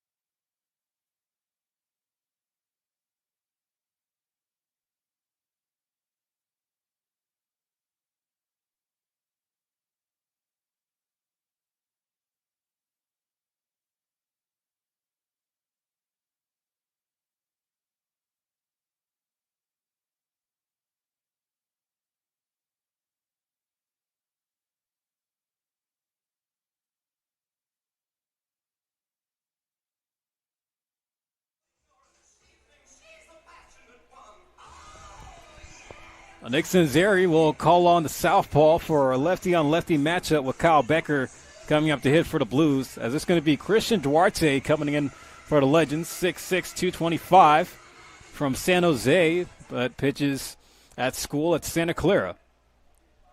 He comes in a huge spot, bases loaded with 2 out for San Luis Obispo. Becker looks at strike 1. Yeah, since Sanzeri wants that lefty-lefty matchup with, and Duarte's delivery almost looking like he's throwing behind the hitter. Really tough to pick up if you're a left-handed hitter. Mixing up that fastball inside on the hands versus that slider, that's going to start in the same area. It's just whether is it going to slide off the plate or is it going to come steaming hot into your hands. Very tough to read. There's a pitch away, and he's going to get him. Ice in his veins, out the pen. Duarte gets Becker with the bases loaded to end the inning. As we go to the bottom of the 7th, stretch time here in Palo Alto as it stays a 2-2 game.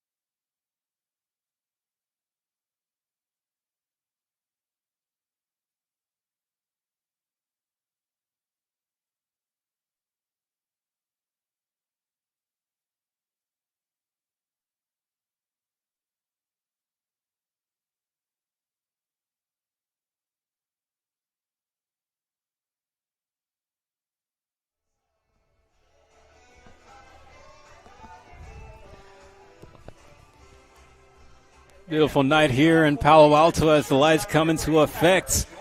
Here in the bottom of the 7th, still in a 2-2 game here on the Menlo Park Legends live stream network. Philip Hall on the call alongside with Spencer Tracy. Happy that you can stay with us if you're still with us. Well, it's been a pretty good ball game on both sides. Tyler O'Toole takes ball 1. A lot of great pitching from both starting pitchers tonight. Both the arms out of the bullpen have been great. The defense has been electric. The base running's been exciting. It's been a fun night here in Baylands. Yeah, just to recap, as game started off with Connor Murphy going pretty strong early on, keeping the Blues scoreless. Then the Legends were able to draw first blood in the 4th, thanks to that base running that you were talking about, Spencer. But the Blues able to answer back with 2 runs in the top of the 5th, and then the Legends tied the game in the bottom of the 5th. And that takes us to where we are now in the bottom of the 7th at a 2-2 tie. Line score, 2 runs and 4 hits, 1 error for the Blues. 2 runs and 3 hits, no errors for the Legends. Fly ball down the right field line, but foul off the bat of O'Toole. I really love that by O'Toole. He's seen a couple sliders break towards that outside corner. Finally, like the first hard hit ball we've seen a Legends guy go the opposite field with. I know Kuzmar moved Medina over a couple innings ago on like a broken bat, which did the job. But I'd love to see that approach going forward with how much that umpire is giving that outside corner tonight. Bryce Padilla's 2-2 misses just high.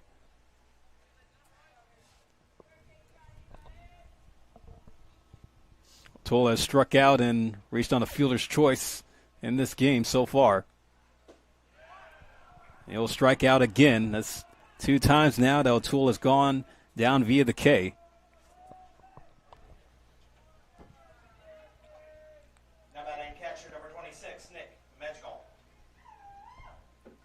Those lights starting to turn on, starting to warm up top.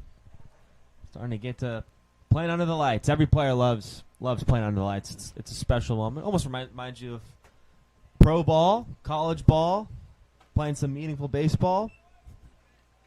In a tight game like this, gets the adrenaline pumping a little bit more, getting exciting, and for a fun night here.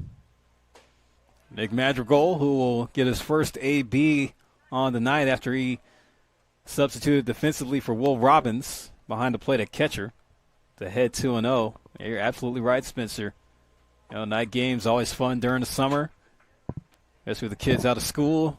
You know, parents could bring their kids down here to Baylands and root on some college kids looking to make a showing. Madrigal, deep fly ball to right center, was going to be caught by Ashlock. 2 gone.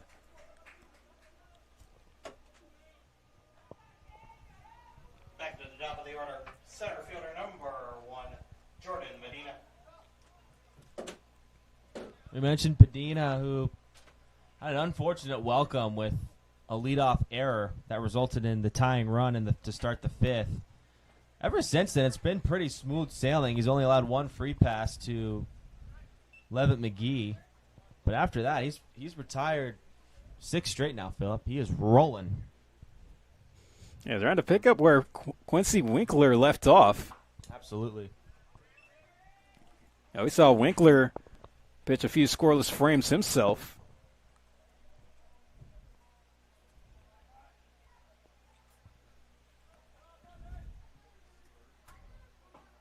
Medina swung right through it. Strike 1. Oh, he's reached twice on the night. Reached on a walk and reached on an E5.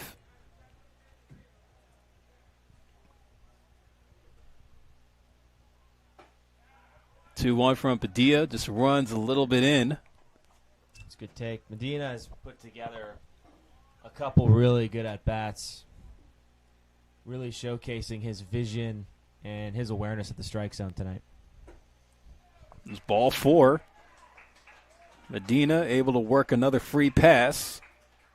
He does have a stolen base tonight, Philip. And with 2 outs and the top of the order, I mean, you don't really have anything to lose, right? If you're Medina and you get thrown out, it's still 2-3-4 going into the 8th inning. Still got the meat of your top of the order coming up. And whereas if you do successfully steal second base, now you've got the go-ahead run on second. You're a hit away from taking the lead late in this ball game.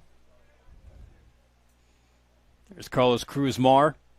Medina takes off for second. The throw down is just late. Medina's safe with another stolen base. And he might have actually had a shot at getting him there. That would have been pretty close. But Morello just couldn't hang on to it. And the speed has been present for the Legends in this one. Cruz-Mar of a chance to give the lead back to Menlo Park. Strike 1.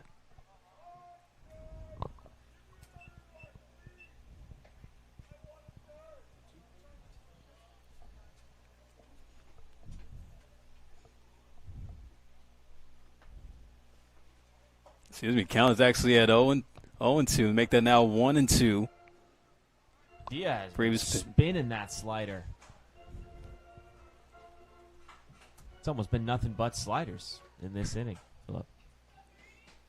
And they'll change on the scoreboard. Count at 1-2 strikes for Cruz-Mar.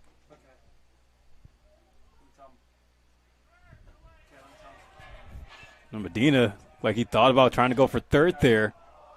They look for a check swing.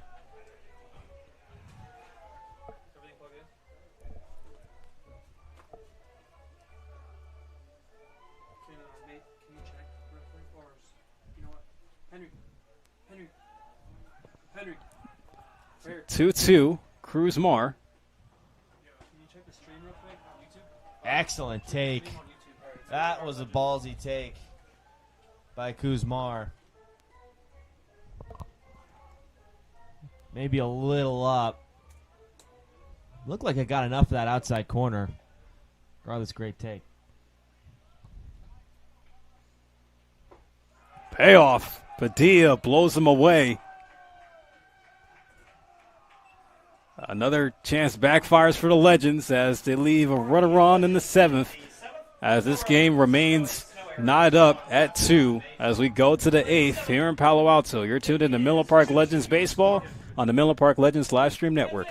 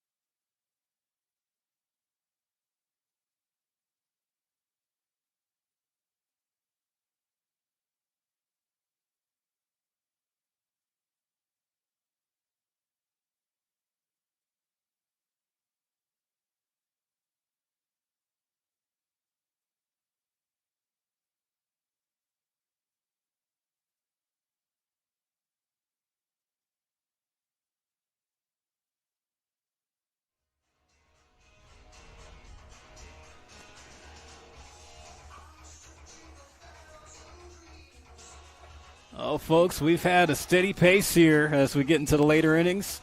In Palo Alto, still a 2-2 tie between the Blues and the Legends. The Legends still trying to fight for that first win on the season in the California Collegiate League, while San Luis Obispo trying to go for win number 6 on the summer as they started off the summer season at 5-2 in league play. They've played their fair share of high-scoring games. This one they're going to have to really dig down and earn this one in a boxing match here. Both teams trading punches all night on both sides, offensively and on the bump. And it's going to come down to clutch hitting and pitching for whoever wants to take this win. Owens hit hard the first. Good stop there by Levitt McGee as they'll step on first for the out. Levitt McGee, almost a happy birthday there. He kind of handcuffed himself there. I mean, that was an absolute laser from Chavez. Yeah, I'll keep you on your toes. This game prolongs. Yeah, a little free 5-hour energy for McGee. The grounder over the short. Oh, no, Toole boots it. That's going to allow Comerford to reach. And these can be how these games are decided. Those plays like that, plays you got to make this late in this tight of a game where runs are coming at a premium. They have been hard to come by. And a Blues team that is so good with the bats, they can really make you pay. But Duarte's been good tonight. Let's still set up a double play chance for Menlo Park. Duarte's first pitch into Moran. Big swing, but foul at the plate. Now for the Blues, after tonight, they will stay up here in the Bay as they will have their next set of games played just up the road in San Bruno, where they'll be seeing the Seagulls both Thursday and Friday. Then they'll go out to Danville to see the Crawdads on Saturday and Sunday. So back-to-back 2-game series in this road trip for San Luis Obispo.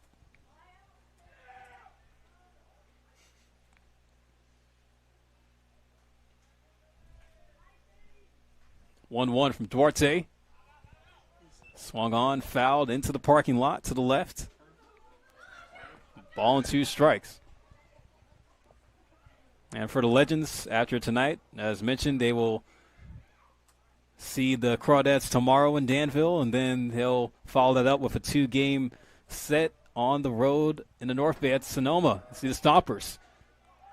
On deck one goes in the left field. Throw gets away from Levitt McGee as Brendan Comerford able to advance on the steal to second. I'm going to give him the stolen base there, Phillip. If you're Levitt McGee, though,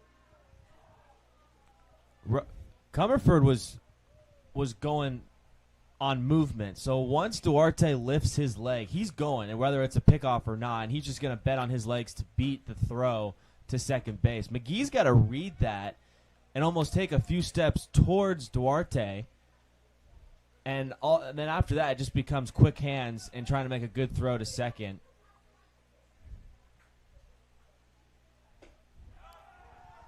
Duarte bounces back with the backwards K on Moran.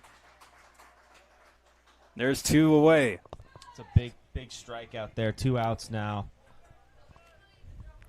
Again, that outside corner has haunted a lot of hitters tonight. Yeah, a few of the Blues hitters have turned into window shoppers up and down the lineup. Mason Ashlock looking to do a job here. Go ahead run at second.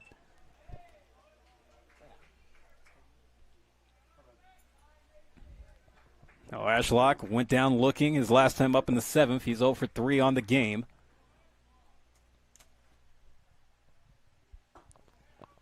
Pitch runs low and in at the feet. Legends pitching tonight has recorded 8 strikeouts and allowed just 2 free passes.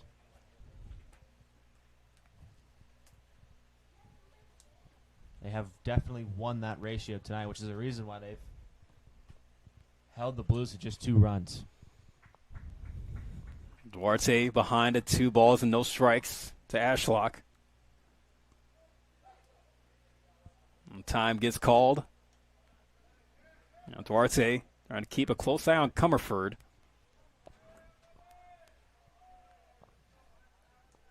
Don't want to give up any free 90 feet here.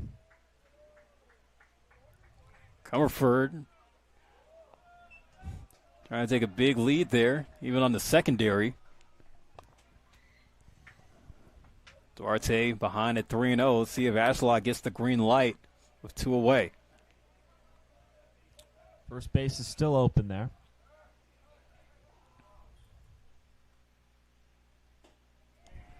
Just going to give Ashlock the free pass.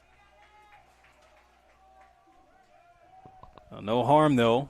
At least not now for Christian Duarte. Still 2 outs to work with. Now batting catcher number 48, Mike Mador. That was Miles Mador. Check that, Miles Mador. He's been Mike all night. I know. Miles Mador in his 3 play appearances. He struck out, singled, and walked. And with the lefty, I've been saying it a lot, but you think in right field with second base also covering second, opens that up. Duarte trying to go back door there, but just a little bit off the dish. It just missed. Good miss there. It's a good. Not going to hit all your spots. That's a good miss, just off the plate. You at least want Mador to think about these pitches here. Comerford's just hopping left and right over there at second. 1-0 is in for a strike. Say what, Brendan Comerford, he's kept that uniform dirty all night long. Tomorrow must be laundry day, Philip. On a pickoff move, goes into center field as Comerford will get to third easily, and it will also allow Ashlock to move to second. The only thing Duarte can do there is you just got to focus on your battle here with Mador. Runners mean nothing. You gotta just focus on the out here.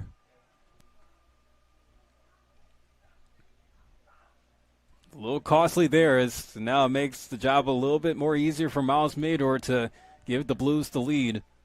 Runners at second and third. 1-1 hit foul.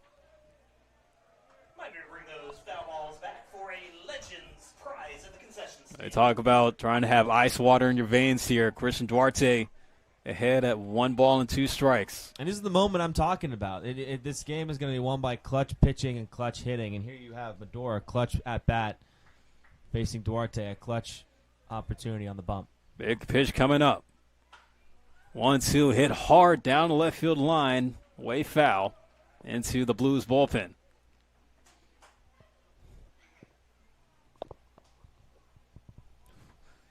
Mador's trying to stay on it, way out in front on that pitch there.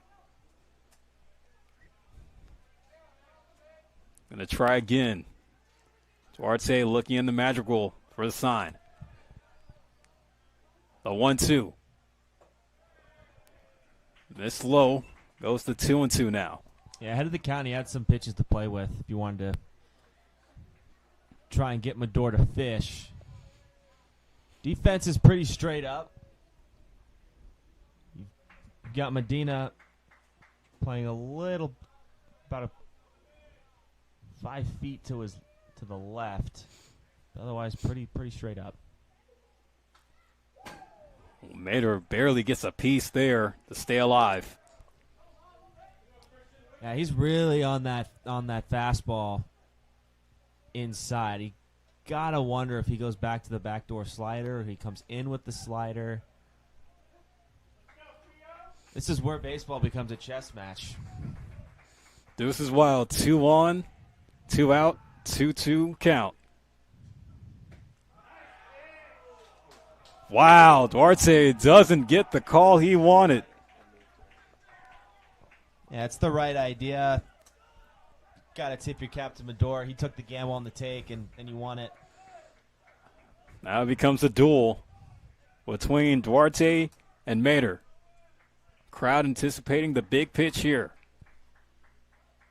Here's the payoff. That one's lined out in the left center field, and it's going to drop for a base hit. 1 run is in. Here comes the trailing run. Oh, and a collision at the plate. Ashlock ran into Madrigal, and oh, watch out here, Spencer. Benches have cleared here at Valence. As Ashlock may be ejected here after that collision at the plate. Oh, the best way to piss the team off is to run over their catcher. And that's pretty much what Ashlock did. Ran over Madrigal, but looks like we've settled the waters here. Look at this. Dean Trainer and Nick Sanzeri are right next to each other trying to talk decisions here. But, man, that was quite the play that we saw at the plate. The Blues are able to get that run in on the hit by Mador, so credit him with the RBI single, but they're not able to get the additional run as Ashlock collided with Madrigal with that play at the plate. Oh, and the looks of it, Ashlock is going to be ejected from the ball game as the Blues will bring out a new pitcher. We'll take a break to get back up to speed on the changes, but the Blues now up 3-2 as we go to the bottom of the 8th.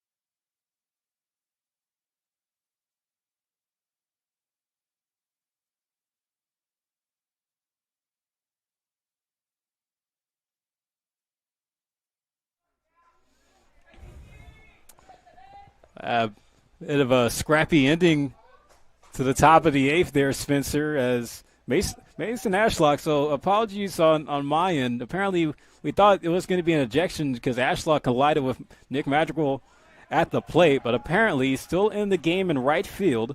But nonetheless, San Luis Obispo do get the lead back now in a 3-2 game, as the Legends are now in a battle having to fight from behind once again. Casey Levitt McGee will lead off here in the bottom of the 8th in a 3-2 game with the Blues in front. Yeah, competition, when guys compete, when people compete, it brings out another side in these athletes. And a collision at the plate, you want to stand up for your teammates.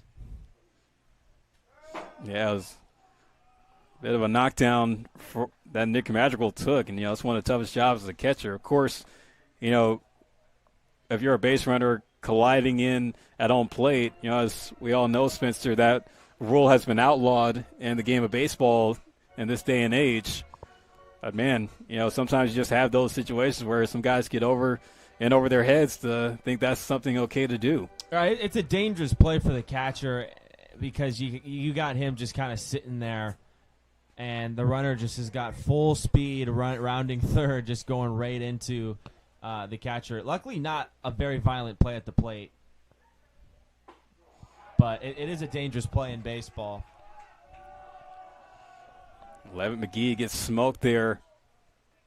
A new arm out the pen for San Luis Obispo. We'll give you the update on the new arm soon.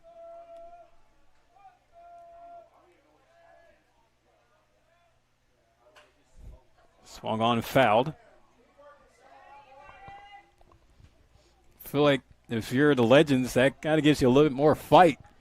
Just seeing that, one of your players going down, and now if it's still being as tight of a game as it's been from the beginning, just a lot more vigor in the veins. Yeah, and same could be said about the Blues too, who just had the go-ahead hit with 2 outs. 2-2. Levitt McGee goes down looking. That's nasty. Nasty backdoor break.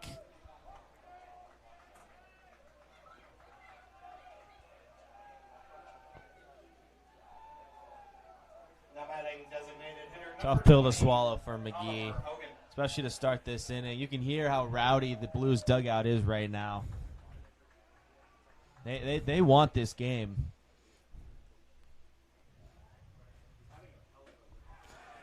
It's not the first time that the Blues and the Legends have had tough battles. You go back to last summer where, one of the Legends' road trips down to San Luis Obispo, there was a few bench clearings and, the dugouts kind of going at each other. So it's kind of built into a rivalry in some way. That one runs in and hits Hogan. Didn't go around the swing. He held up, but he will reach on the hit by pitch. Man, that hurt. That was a thud. And it hurt more. He didn't really protect himself. He made a turn like he had an offering at it, which kind of opened up that chest, and that you get hit any part there, that's gonna really sting. A new pitcher now in for San Luis Obispo is Brent Gallegos.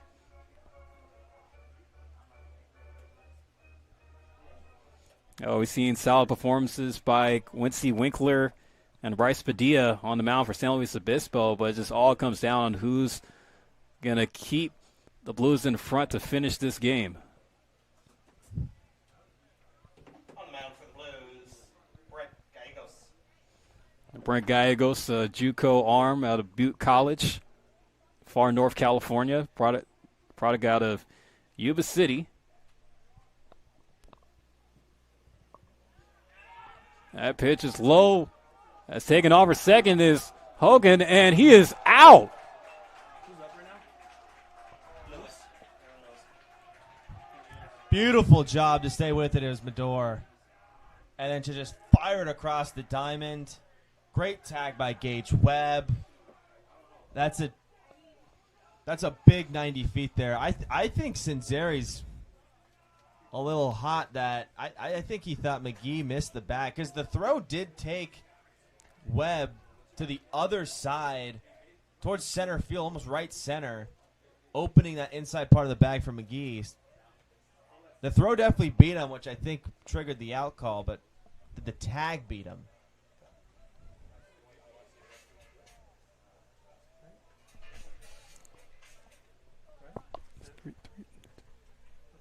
I think Cinzeri, he seems very confident in this conversation. He's been talking for quite some bit, and you don't do that just to ask for a second opinion. Yeah, it looked a bit offline, but Are we off stream? like Hogan hasn't left the base yet. Are we off stream? No, like right now. No. Yeah, Hogan is still at second base. Just like, these guys gotta walk in over there. On the stats? Yeah. What's wrong with them? They're not doing the subs at all. This is the second time these umpires have had a little chat mid-game. The run before the collision did count, so that gave the Blues the lead. You're right, Philip. McGee has not left second base. I think he's... Hogan, excuse me. Hogan has not left second base. Yeah, they're going to keep... Those rarely get overturned. There's no replay in the CCL yet. Yeah. There's no replay. There's no ABS. I highly doubt any of those umpires had a better view than the umpire at second base. And so it is confirmed that Hogan is out. That's actually the first time tonight that a legend has been caught stealing, believe it or not. And it hurts, too. That would have put them at second base with one out, down one. Aaron Lewis, ground ball to the right side. Picked off over at first, and the toss to Gallegos in time for the out. The Legends miss an opportunity there to retie the game as we go to the ninth inning. It's nut-cutting time here in Palo Alto. Blues trying to have trying to get some insurance up when we come back. And fans are a reminder.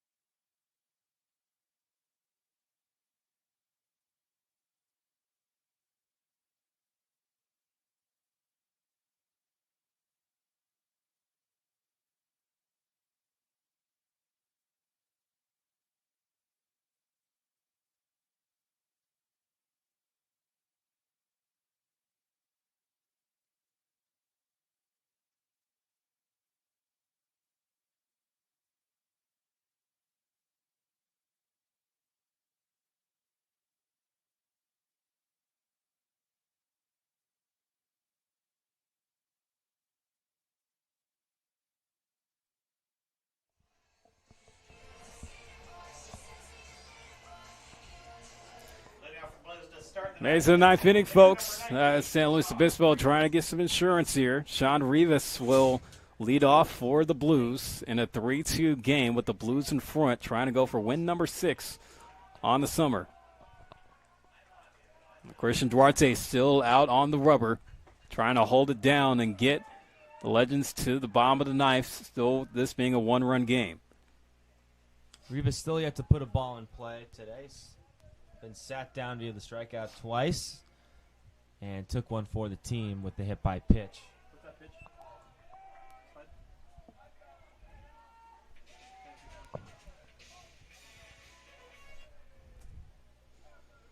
And Christian Duarte looks pretty good despite giving up the one run. Yeah, it did come at a cost. If you're just tuning in, there was a collision at the plate with Mason Ashlock and Nick Madrigal, and surprisingly, Mason Ashlock remained in the game, was not ejected for that collision at home. Yeah, just some friendly words exchanged. And it's dinner plans probably. As PA announcer for the evening did it bring up. Again, it's hearsay if it was intentional or accidental. from our viewpoint.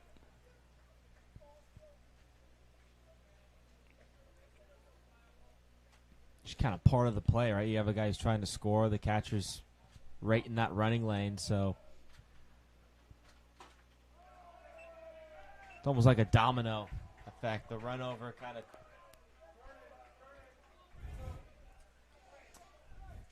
The leadoff walk for Rivas. Still hasn't, done much with the bat tonight, but has been able to reach twice. Now batting shortstop number 10, Cutter Gage Webb. Oh, so we're going to get a pinch runner Following the pitch. coming on for Sean Rivas. Who's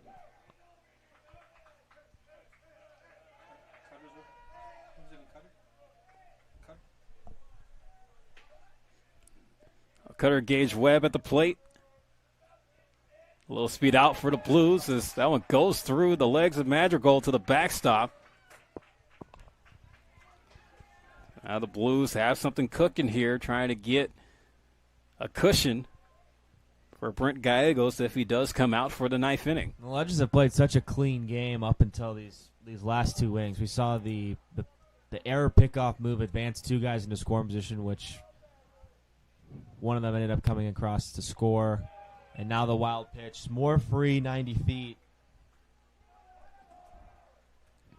Just continuing to give the Blues opportunities to strengthen their lead. Oh, that veteran move by catcher Nick Madrigal to come out to talk to Duarte. Trying to regain the confidence back into his pitcher. You're in a crucial part of the ball game. 100%. It's really easy to get frustrated, especially when the tensions start to get a little tighter based on the events the last time he was on the bump. Nick Madrigal plays at D2 Emmanuel University. He had 340 this year, 2 home runs and 30 RBIs. Good season for the backstop from right here in the Bay Area, San Jose.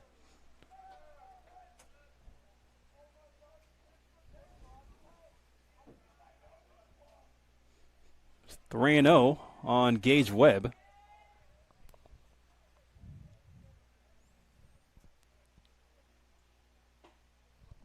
It's outside for ball 4, so back-to-back walks given up by Duarte. Now batting second baseman number 7, Diego Murillo. And a guy who came in just throwing strikes, you wonder if he's hitting his fatigue. He's hit his pitch count. Because he came into this game in a big spot and struck out Becker on 3 pitches. Immediately got 2 balls in play the following inning. And then a strikeout. And then all of a sudden, his command, he's walked 3 of the last 4 hitters. On the 9 hole for Diego Murillo, who will come up with 2 runners on, still nobody out. Duarte still struggling to find the strike zone here. He's also the bottom of the order here, 7, 8, 9. You really want to challenge this part of the order before the top of the order gets rolling, which really hasn't bitten the Bludgeons yet tonight, but it's really setting the stage for him. Duarte able to turn on the light switch in the dark room to find the strike zone.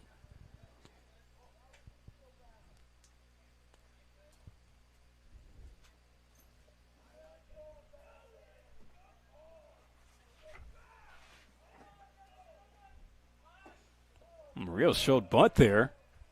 Pulled back at the last second. Wasn't able to put it down. Pitch does go for a ball. 2-1 now. Wouldn't be the worst idea. You put 2 runners in scoring position with 1 out and you're top of the order to go to work. Pinch runner is Zachary Savino for San Luis Obispo.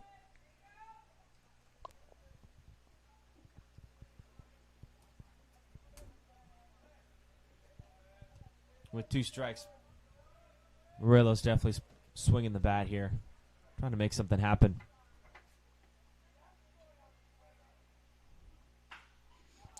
Oh, line drive caught at short. Oh, and O'Toole almost tried to double up Gage Webb, but they'll settle for 1. Back to the top of the order, left fielder number 43, Kyle Becker. Yeah, if you're going to make that throw, you got to make it off the jump. No reason to risk anything there. Pitch away from getting out of this inning here if you're Duarte. Ground ball does it. And Duarte look to stay low in the zone against Kyle Becker. Good play there for Tyler O'Toole. Slow roll over to third. Stewart, not able to pick it up cleanly. And everybody's safe. And just more flashbacks to the sweep last weekend when the Legends visited this Blues team.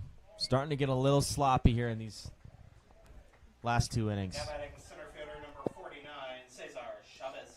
And that could have been the one that would have helped the Legends get out of it possibly. It was hit softly. It's going to be a 50-50 chance to try to turn two, but you should have at least had one on a play like that. His base is loaded with one out, so there will be a force at any base here. Cesar Chavez up at the plate for the 5th time tonight. He had a double all the way back in the first, popped out 2 firsts in the 4th, grounded out to short in the 6th, and grounded out to short in the 8th. Duarte delivers strike 1. Count goes even at 1 apiece. Chavez, one of 2 Blues to not have a strikeout tonight. Him and his teammate Cutter Gage Webb. 1-1, jammed, but hit out of center field. 1 run is in.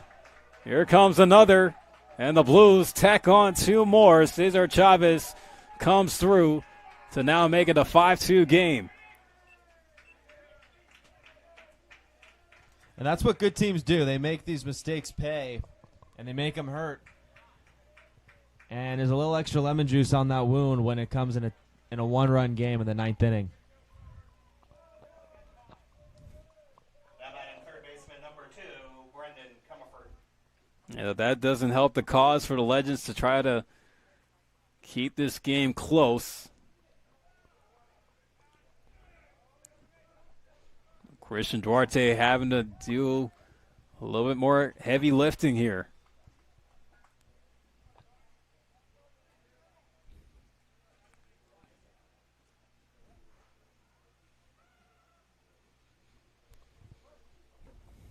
Brendan Comerford now at the plate.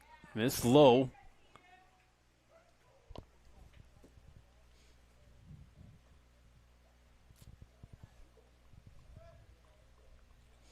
And, those errors, they always find some way to haunt you.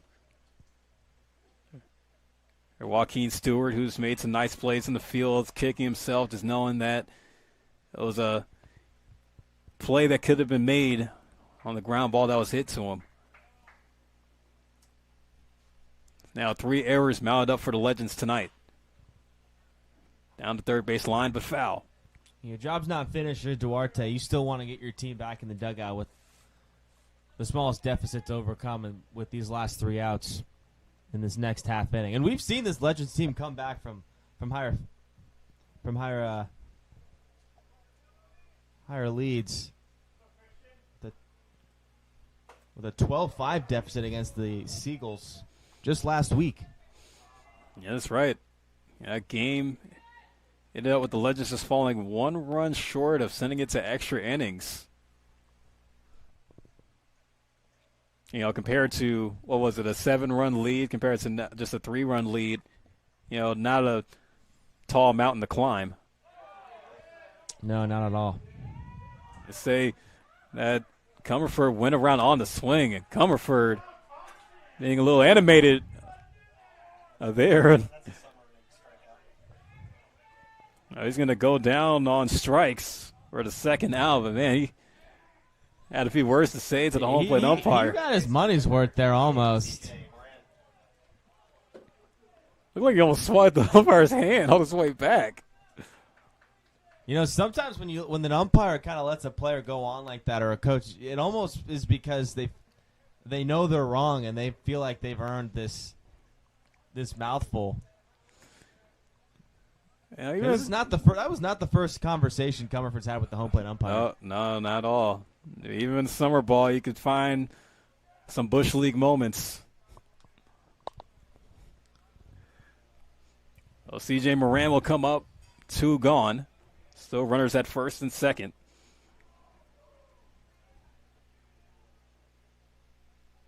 Blues extending the lead now by 3. When the Legends come back up to the plate, it will be Stewart, Kelly, and O'Toole due up for the bottom of the ninth.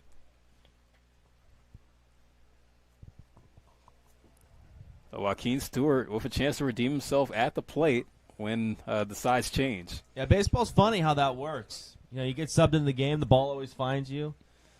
You make a mistake in the 9th inning, you have a chance to start the rally on the flip side of it. It's game of life, Philip. And hey, crazier things have happened in summer, especially in summer ball. We've seen it.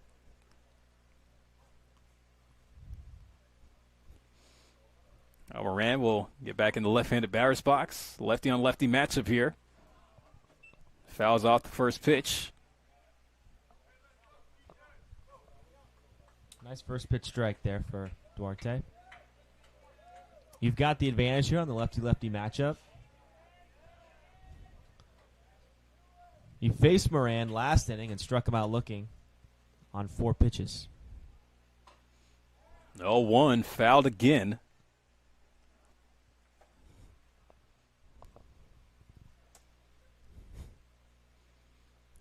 Lo and behold, Mason Ashlock is waiting on deck. So, Sir Nick Madrigal, I let his pitcher know, hey, I don't want to see that guy again for the rest of the night. The 0-2.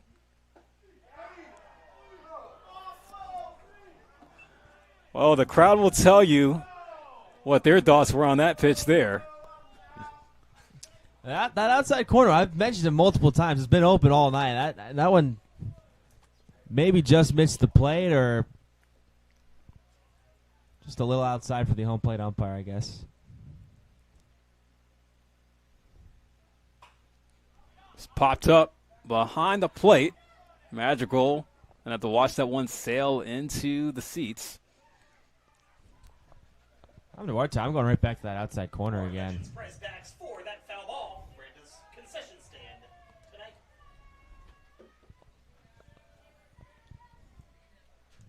Just because you didn't get the call on the outside doesn't mean you need to find somewhere else to locate. Duarte's 1-2. Outside. No advancement from the runners.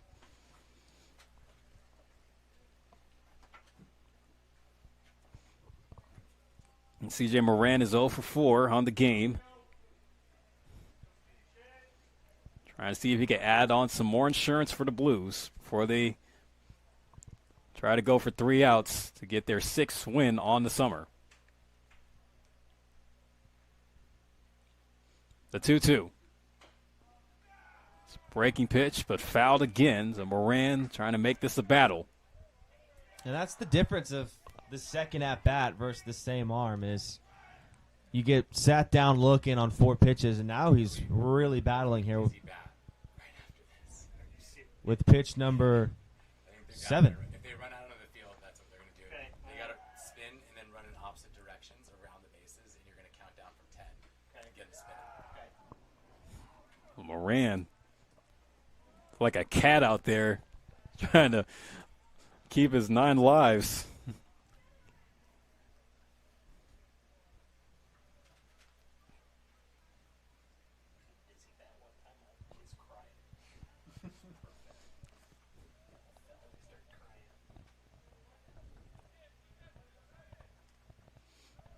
Complete darkness here in Palo Alto. And Duarte able to get Moran there. Trying to bring darkness to his world as he goes 0 for 5 on the night with the strikeout. Well, here we go, folks. Bottom of the ninth. The Legends are going to need 3 to tie and 4 to win it. As it will be Joaquin Stewart, Ryder Kelly, Tyler O'Toole, 6, 7, and 8 due up in the bottom of the ninth there in Palo Alto. You're tuned in to Menlo Park Legends Baseball on the Menlo Park Legends live stream network.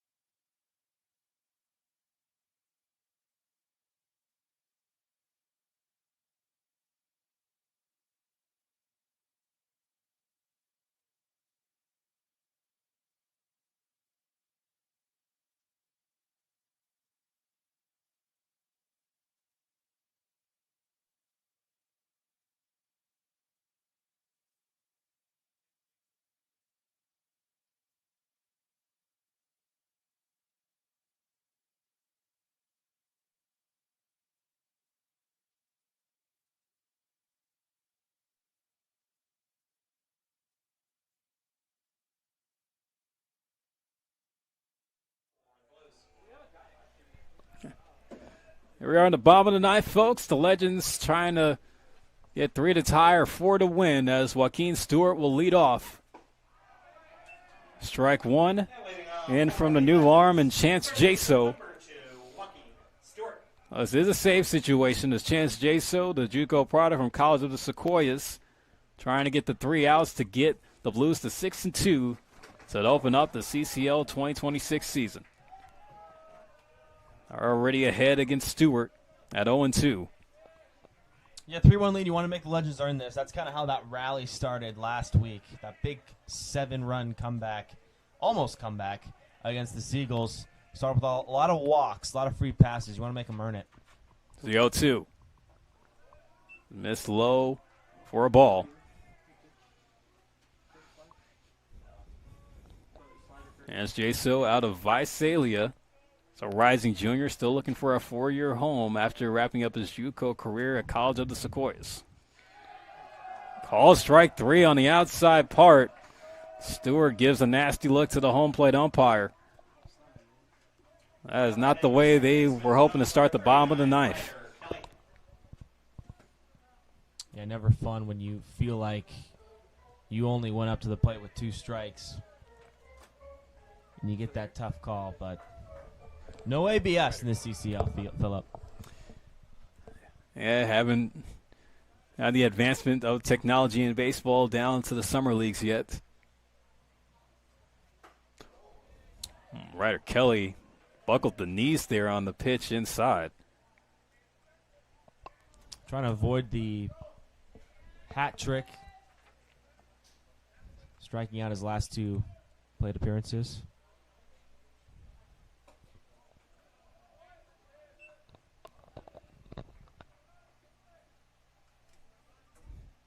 The Blues able to tack on 2 runs in the top of the ninth to get the insurance.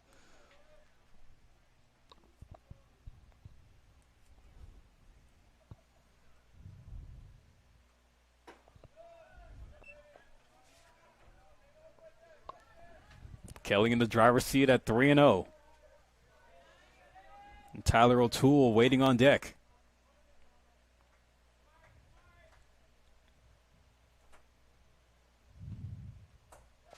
It's going to be a 4-pitch walk.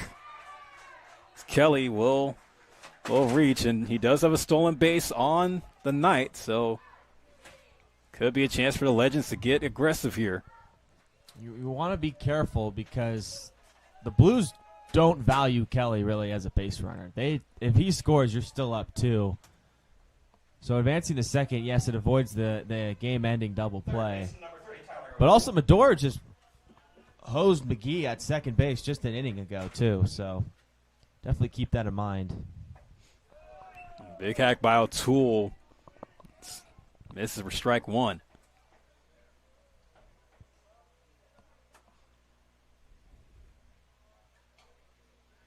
All right, so this will be the 5th straight loss for the Legends if they fall short. Be the 4th straight loss against San Luis Obispo.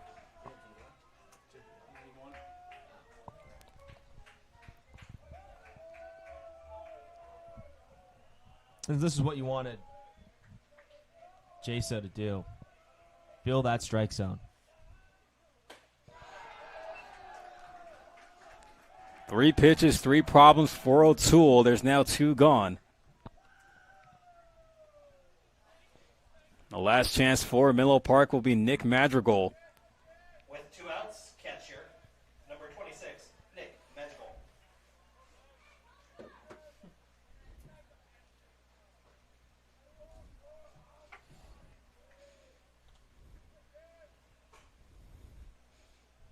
Now, just not the start that the Legends were hoping for on the season, especially going up against tough competition and the Blues. Going to have to change their focus to tomorrow when they see the Crawdads. The quick turnarounds, they will head over to the East Bay to Danville.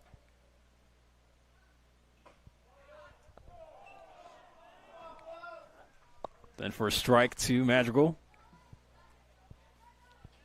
Band's starting to get engaged here in the strike zone. Hey, more power to them, especially this being late in the 9th inning. You buy the ticket.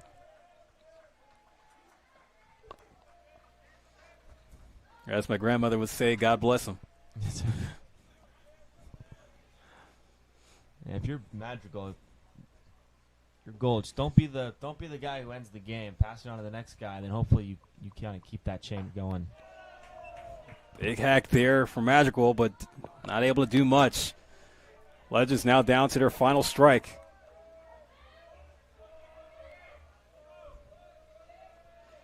Chance Jaso trying to shut the door. And he will. Well, there's the ball game, folks, as San Luis Obispo get another win, their 4th straight win against Menlo Park, as they outlast what was a tight battle all the way through, 5-2 the final here tonight in Palo Alto. But for the Legends, they dropped their 5th straight in the first 5 games played here in the California Collegiate League season. And Spitzer, we thought that the Legends are going to stay in the fight, but, they fell at the end with some defensive errors and some base running mistakes to fall short once again. Yeah, this one hurts a little more because you really felt like you played some really good baseball through the first 7 innings, and you were neck and neck with this team with even some opportunities to really take the lead a few times. But it really just came down to shooting yourself in the foot and making mistakes and kind of following the same path that they had when they were in SLO, and that resulted in those blowouts. And so, again, you end up on the wrong side of the scoreboard because of how you finished this game. So, some good, really. I mean, Murphy tonight was spectacular, giving his team five innings of just 2-run ball. And you had Toribio, who kept his team in it and kept it a 2-2 ball game going late into the game. But again, just the offense, it's tough to win games only scoring 2 runs, and just weren't able to get that big hit that they're still looking for this season.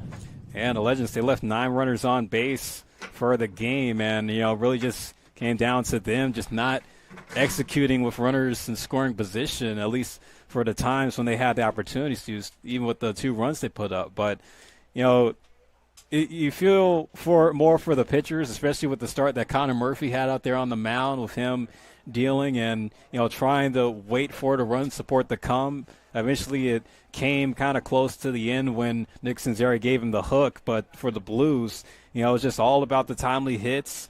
They were able to figure out the Legends on the base pass in the end with the number of stolen bases racked up for Menlo Park. But San Luis Obispo is just that kind of team that always finds a way to find the holes in the armor of their opponent. Yeah, and the base stealing threat was one of the reasons why they tied this game, right? Where they had that fake steal where you had Medina stop halfway through second and kind of force Gage Webb to pick whether he's going to get the out or get the play at home, and that allowed that allowed Medina to score. It was McGee who was the decoy there.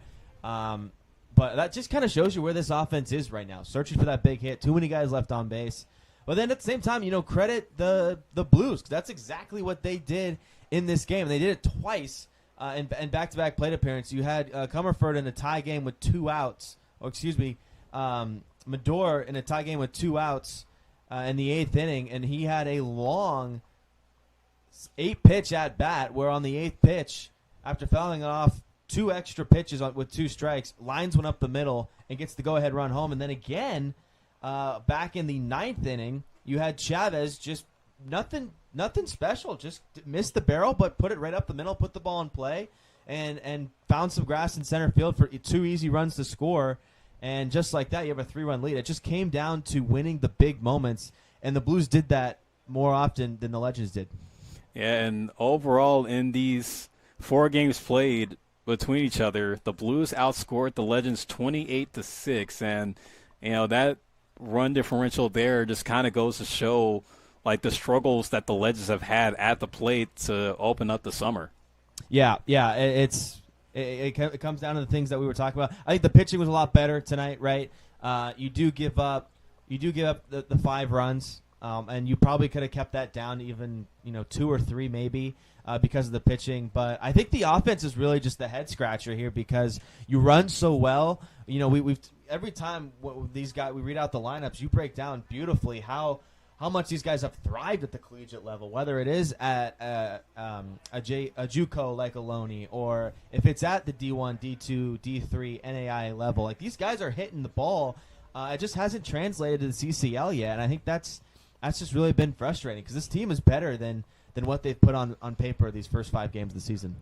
The Legends are going to have to find a way to figure things out as they will head into tomorrow, once again, back on the road as they will go across the bay to see the Walnut Creek Crawdads, who have been having a solid start themselves in the CCL North this season. And, with more of these games not going in the way of Menlo Park, it's going to be a deep hole to climb, even with how early it still is in the summer. As we pull up the standings here, the Crawdads coming into today, 3-1 record. They've won 3 straight. San Luis Obispo now winning their 4th straight against Menlo Park. But the hill just becomes steeper, and then you back that up with a 2-game series on the road in the North Bay to see the Stoppers, who are a pretty good team themselves on paper. It doesn't get much easier for the Legends here on out. No, and they've got a long string of games ahead of them too. They had 2 days off. They played in SLO on Sunday. They had Monday and then yesterday off on Tuesday. So they had some time off to kind of regroup from that weekend. But now they're hitting the stretch going. Like, this is going to be almost feel like a major league season. It's going to be back-to-back games. There's going to be games like tonight where you play a long, close to 3.5-hour game, 3-hour game here at night, and then immediately you're on the road playing in the East Bay. It's going to be tough for these guys. It's going to test their strength. But yeah, you can't.